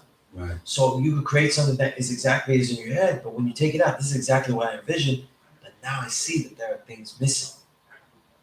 You see? Or that there is too much here, but it's exactly what you had here. Now it's now no good. There's still more. See? So when people see your culture, they're seeing you near exactly. Just like saying, like, people could have read all my books. They could have seen me train. They know how I train, martial arts, everything, but they don't know everything about how I live. Right. They can only envision how I live. You know what I'm saying? They envision a lot of it because there's so much of me that's out there. So you already have to know how much time I have to be investing to make all this stuff. Right. Exactly. You know, because it's not just making the stuff or performing the martial arts or performing the song or performing the whatever it is, right? But there's the preparation to be able to perform that. Mm-hmm. You know what I'm saying? But there's still things missing. You know? And that's the difference. There's always a difference between the mental and the physical. The idea and the actual work. You know what I'm saying? That is the difference between the knowledge being used, knowledge wisdom, and the difference between culture power. Mm-hmm. So to say that culture power is the truth is incomplete in many ways. You know what I'm saying? Because to me, that origin of truth is what the culture is. The culture actually is. You know what I'm saying? The power is just the impact of the truth. Power's impact. Yeah, I think I don't know if I was going over something that you sent me, and I read it wrong, or I was looking up on Instagram, looking at somebody good when they was talking about power. They was talking about like a train station, when you hear the not a train station, the train, and when it's moving, that momentum that's being built up. Right. Yeah. Right. Mm-hmm.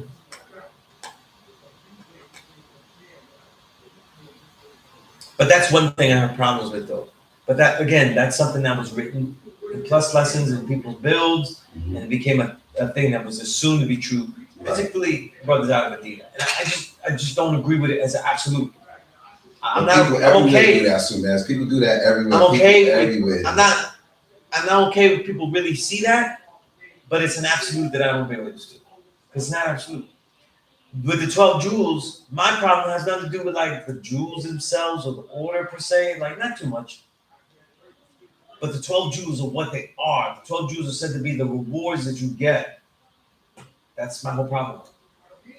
I don't bear witness that us being God is done for a reward. You see what I'm saying? That's more like people say that though, they're rewards. Look, I'm wearing rewards. I love getting these boots. You know what I'm saying? I love buying clothes, all that kind of shit. You know what I'm saying?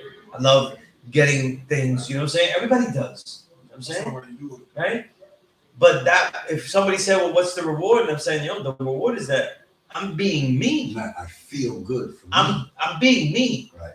You know what I'm saying? Like, I actually go to sleep and I'm like, I actually am me. Like, I was a kid thinking like, everybody's them and everything like that. What is me, though?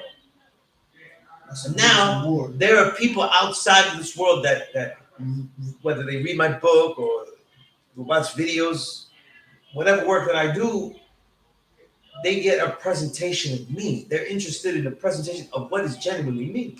Right. I think that's amazing. You know what I'm saying? I think that's amazing. That's what this knowledge of self gave me. You know what I'm saying? That's what knowledge me pushed me to take whatever I was doing and push it all the way through. See? I always tell people that I made this journalism an element of hip hop because I made it creative. But it wasn't until Knowledge Me was really showing me how to actualize this knowledge stuff that I was like, nobody's letting me write it and show people what that would look like. Right. I have to write it myself. You know what I'm saying?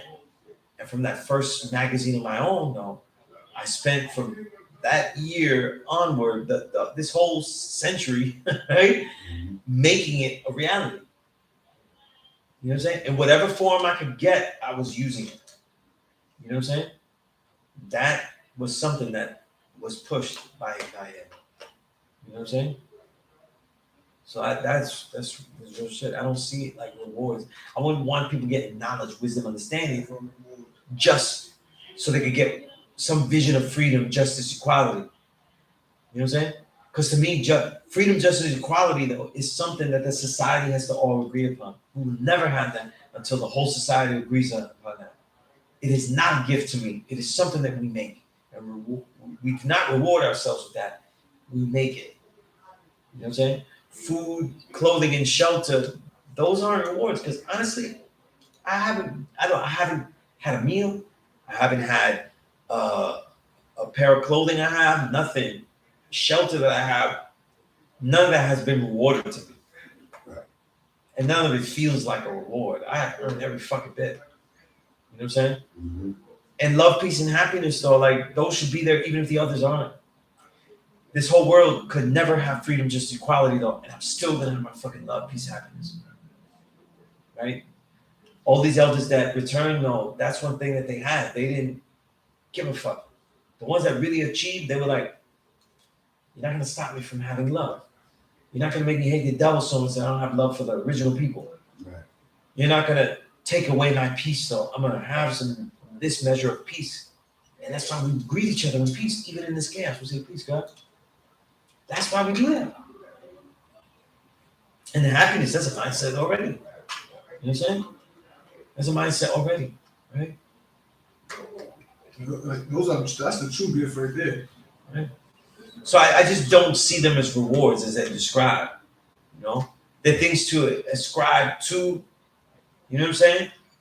And there are people that build with it that I find to be exceptional builds with it. You know, I get stuck on that, so I don't really build with it well. But if you ever look up, especially RZA, because you want to find stuff that build the 12 jewels, RZA loves building with the 12 jewels. And he actually, if you look it up, he has great builds about the 12 jewels. You know what I mean? Because he got that plus lesson really spoke to him, you know? But that's the issue with plus lessons, though. It's not always something that's agreed upon. I'm sure when people read my books, they'll be like, I don't see that shit, so this and that. And they'll have a reason that might be good or bullshit, you know? Because a lot of people, their way of building, just like how they got the knowledge of self negative. That white man is the devil, though, so I gotta be God. Right? Just contracts, right? He's a piece of shit devil. I gotta be the God. So they got this knowledge based on anger. I hate the white man. Right. I hate this. You know what I mean? Mhm. Right? I can see that. That's how most people get it in some way. We're all angry about this. Right? And I can understand it. It's completely understandable. Sure. Right. But how long will you keep it that way? Because then what happens is that every build that you have is always negative based. You know what I'm saying? You'll even build with your brother's negative, and that happens all the time. Brothers will build with this knowledge, but they'll be tearing each other down. Like, oh, it's not right. You can get this way. You can get that way. You know what I mean? Instead of saying, that's an interesting perspective. I see where you're coming from with that. And let it be something that they can, use for themselves. Take the best part, or even analyze why they don't agree with it completely. You know? Like I said, with these examples I gave, when people build like that, I don't spend my time disagreeing with them. Because it's a potent build that adds on with what they're dealing with. And I see that add up. I just don't agree with it. You know what I'm saying? It's not an absolute, you know? But that's what I meant by that. As far as 1 to 10, though, things that are unobvious, I think this, right? I think 1 to 10 as a whole document, the thing that should be focused on is trying to break apart what these words mean as in relation to their true meaning, what they really meant by Elijah, specifically the knowledge degree. You know what I'm saying? With the devil, understand though, when they say weak and wicked, that something cannot be made wicked. You cannot make something wicked. Like you cannot guarantee anything is wicked. You know what I'm saying? Like, what if you made something so weak, right? That you would think it would be wicked, but then it just decides to die instead of doing wickedness. I'd rather die than be devilish. You know what I mean? Right? I'd rather die than be dishonorable, do this wrong thing just to keep alive, right? There's many people of that honor.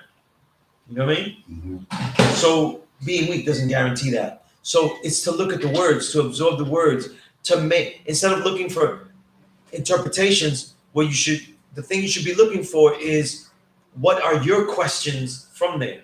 So when you ask what is Asiatic though, what am I asking about this? Is it the word breakdown? Is it the etymology? Right? You break it down. Okay, so let me ask a question. When you say black, brown, and yellow, what's the yellow? What's the yellow? The yellow mainly is the Asian. It's the Asian. Okay, that's what I wanted to. Right. But in this nation, though, people call yellow what they look yellow. So firstborn prince was seen as a yellow seed. It was like, right? I'm really of the brown seed, right. But people see me as a yellow seed too. Mm-hmm. You know what I'm saying? Because I'm light. You know what I mean? So in that sense, it's sometimes to the shade, but also to where you're from. You know what I'm saying? To denote the places you're from. So when they say like Infinite Al-Jamar always dealt with region. So he always saw me as a brown seed. You know what I mean? Whereas other people, they saw me as an understanding seed because I'm light. So it depends. But I didn't know, like when I was a kid and I went to get some smoke from my man Stress, and he was like, "Yo, what you about to do?" And I was young, I was still a teenager. He was like, "Yo, I'm about to go smoke this." He's like, "Yo, why don't you take this weed, go get you a newspaper or a book, go sit in the sun." He said, because you're dark skinned, he said, you're a knowledge seed. I have no idea what you're talking about. He said, you're a knowledge seed. He said, right, because the black seed is knowledge seed, brown is the wisdom, yellow is the understanding. Right. So when they say the black seed does the knowledge, the brown seed wisdoms, and the yellow seed shares the understanding. You know what I'm saying? Mm-hmm. I don't know if I like any of us going into those roles like that. Right. You know what I'm saying? Like there's roles like you don't have any understanding. Like that's not true. You know what I'm saying? So we're all capable, you know? But it actually fits more so in the society because the father always wanted, look at it, the father always wanted different shades to roll with each other. And the reason for that though is in society you'll see different things. So by the way that we're treated though, we see many angles. Like if I roll with a black seed though, I'm seeing many angles that they don't see. Right? I'm being treated differently just in the slightest things. Whereas they're treated like by myself, I might be treated badly. If I'm with a black seed, you trust a lot of places I'll get treated better because they're more worried about the black seed treating him badly. You know what I'm saying? Mm-hmm. Which ends up being a divide and conquer. So we unite the seeds. We know what's going on. We know these games. You know what I'm saying? So in the society though, because of that, knowledge seed is always doing the knowledge. You know what I'm saying? Mm-hmm. The wisdom seed is being a speaker. The understanding seed is bringing an insight that isn't there. You know? But these are some of the reasons why he would say stuff like that. Because I used to ask that to Prince. So, you know what I'm saying? So when you say the Asian, you talking about like the people in China and stuff like that, or you talking about the Asiatic black men? No. Or the Chinese people? Chinese. Okay. Chinese, Japanese. Okay. They're also original people. Okay, so to what extent though? Because I want to ask because I thought they was a part of the grafted situation as well because I've seen Asian people with dreadlocks, nappy hair, my complexion, the same chinky eyes, everything. My complexion with nappy, Right. dread long Well, hair. there's a lot. There's different shades, right? Because the Southeast Asians are darker, right? Mhm. People from China, even Japan, maybe lighter, right? But they're all original people, man. You know what I'm saying? I thought they was As an black. anecdotal note and a reference note, in my time doing martial arts though, I've seen them do shit that's only original people could do. You know what I'm saying? We're always lauding our athletic abilities. I see shit that I never seen black and brown do. And not because they can't, but because I was like, they never tried to do that shit. You know?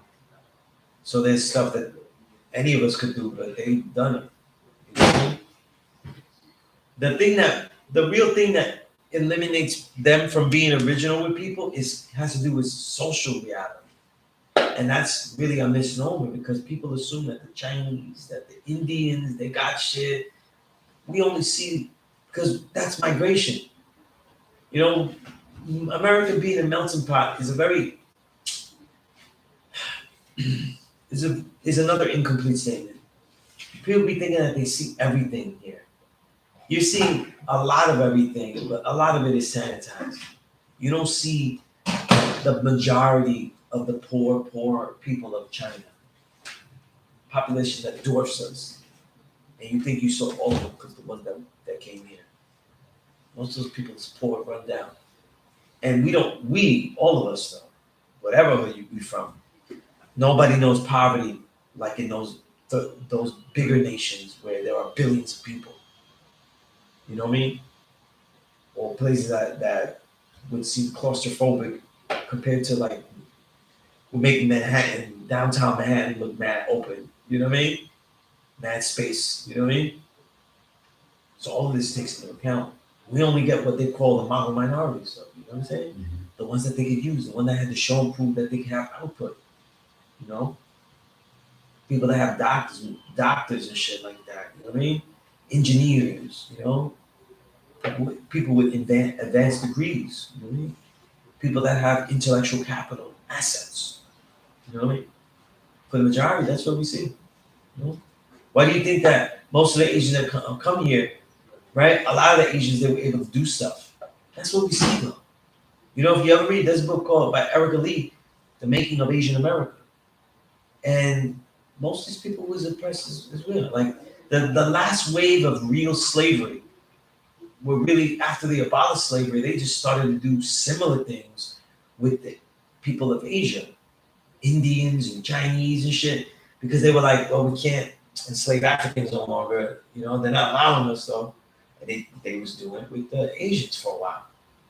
They just gave it different parameters though. But when you read about it, it's like, fuck, that shit's slavery too. Right.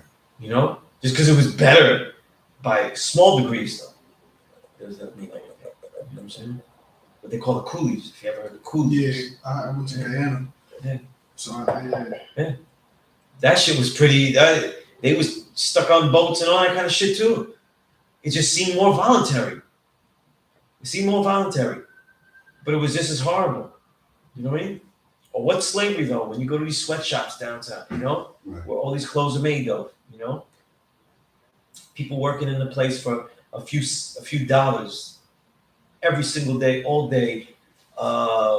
One bathroom break, yeah. 12-hour shift. Like you said, it just changed the parameters. Yeah, Same like- thing. A lot of slavery shit is still going on and shit. You know what I mean? Just with technology. You know, more machines being used. But look at the products we use, you know, like we wear products with embroidery and shit like that and details, you know, sneakers with technology. These sneakers though, they have so much technology in them. You know what I'm saying? They have so much technology.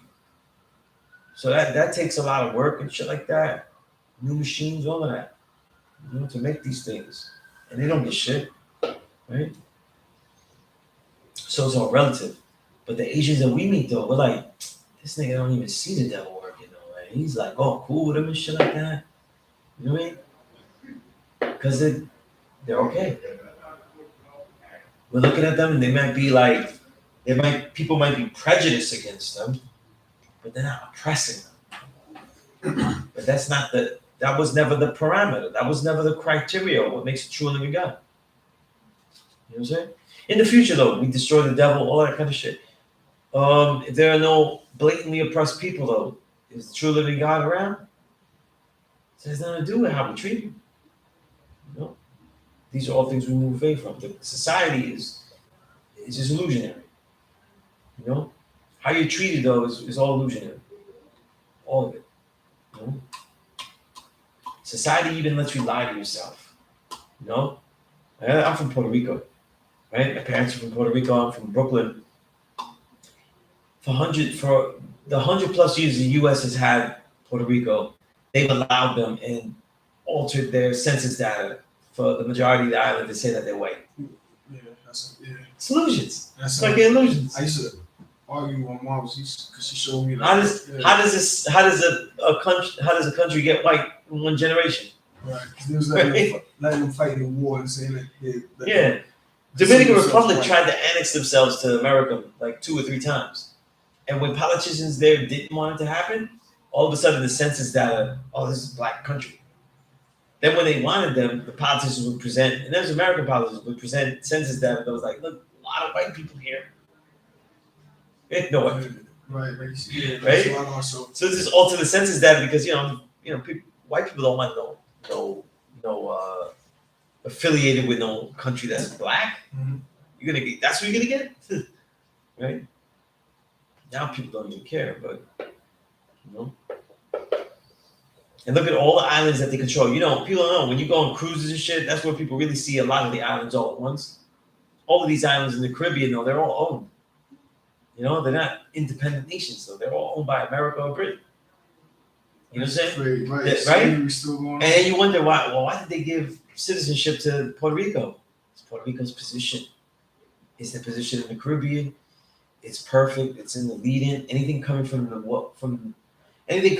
east, Puerto Rico is like that perfect strategic battle position. You know what I'm saying? So they tested a lot of military stuff there because of its position in the Caribbean, right?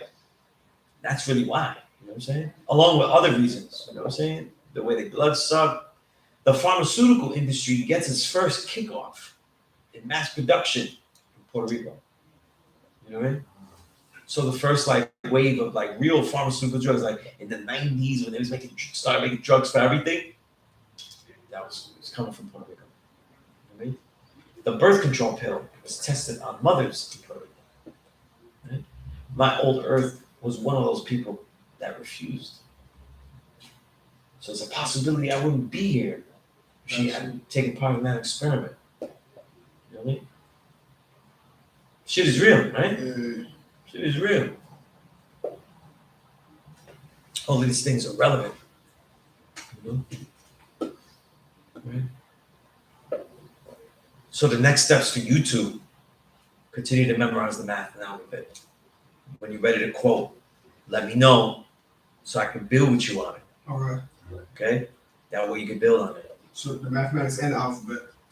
Mathematics. I do mathematics first, then All out. Right? We do it one at a time. Mathematics, I put so much stress on you having an understanding of mathematics. Everything else is everything else. Mathematics is the thing. You know what I'm saying? Yeah, right, almost really lots Go. Mathematics is the thing. If you can't live mathematics, so everything else is relevant.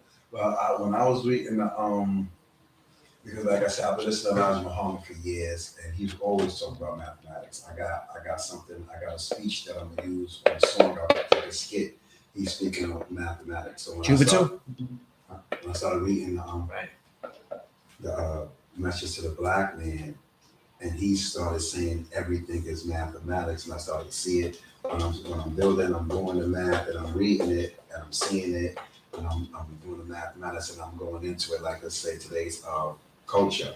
So I have to, I'm looking into it to where do I fit in with how does this relate to my life? You know what I'm saying? And the guy Wise with the white beard, I was looking at him build, and he said something about, he wake up and read it. And before he go to sleep, he read it. And that resonated with me because when you're absorbing and you're trying to, have shit really locked into your mind, the best really things that really stick with you is right before you go to sleep and when you wake up. Because when you wake up, you're still in that mode of sleep. Even though you're moving, your brain is still there. So when you're up like that and you start acquiring knowledge, it's really, really seeping into you right there because you're still in the state of sleep even though you're awake. You know what I'm saying? Yeah, I'm gonna use that also. Like we go to sleep, like I don't do it bed, as soon as I wake up. Like when you know what I'm saying? Like I did that this morning. Like I got on the phone, checked my phone, and I went through it. You know what I'm saying? Because I was looking at the videos on manifestation, and it was like, yo, when you are doing meditation and you just sit still and letting your mind be free. Okay. You know what I'm saying? Yeah. This is where they say you start to analyze yourself and speak to yourself. Right. And talk to yourself. Right. You know That's what I'm right. saying? A personal conversation. Yeah. Right. True self, peace to the God. Right. I'm here for over 3 hours. I'm gonna let you all go. I want to thank everybody that offered their condolences, asked their questions about Knowledge Me. Of course, to my two brothers here. You know what I'm saying? Knowledge Me meant a lot to me. You know what I'm saying? I'd say all the things that I learned from him and stuff like that, but that's like natural. You know what I'm saying? It's infused in me. When I'm alone, though, I think of him like any other friend that I had, like the times that we were together, the things that we did, the jokes, and all that kind of shit. You know what I mean? So it's people that really, really live with. You know what I'm saying? And I'm just all these guys that I met, though, is because I went and got it. I came here. I went and got it. You know what I'm saying? So it's like all these wonderful relationships with all these elders, all these millions of teachers. You know what I'm saying? Millions of teachers, countless teachers taught me. And it was because I came over here and I just spent the time, Right? A lot of people were doing other shit while I was doing this, He symbolizes all that though, so I'm so grateful. You know what I mean? Very grateful. So this is how I teach, as I was given, All right. With that said, I will be here next week and say peace. All right. Peace to everybody. 793rd True Self. Malik, as always, you know what I mean? The new people on here, please email me, Sunez97. In the description of the classroom, the email is there. Email me, have your personal questions. We build personal, direct. All right? Peace.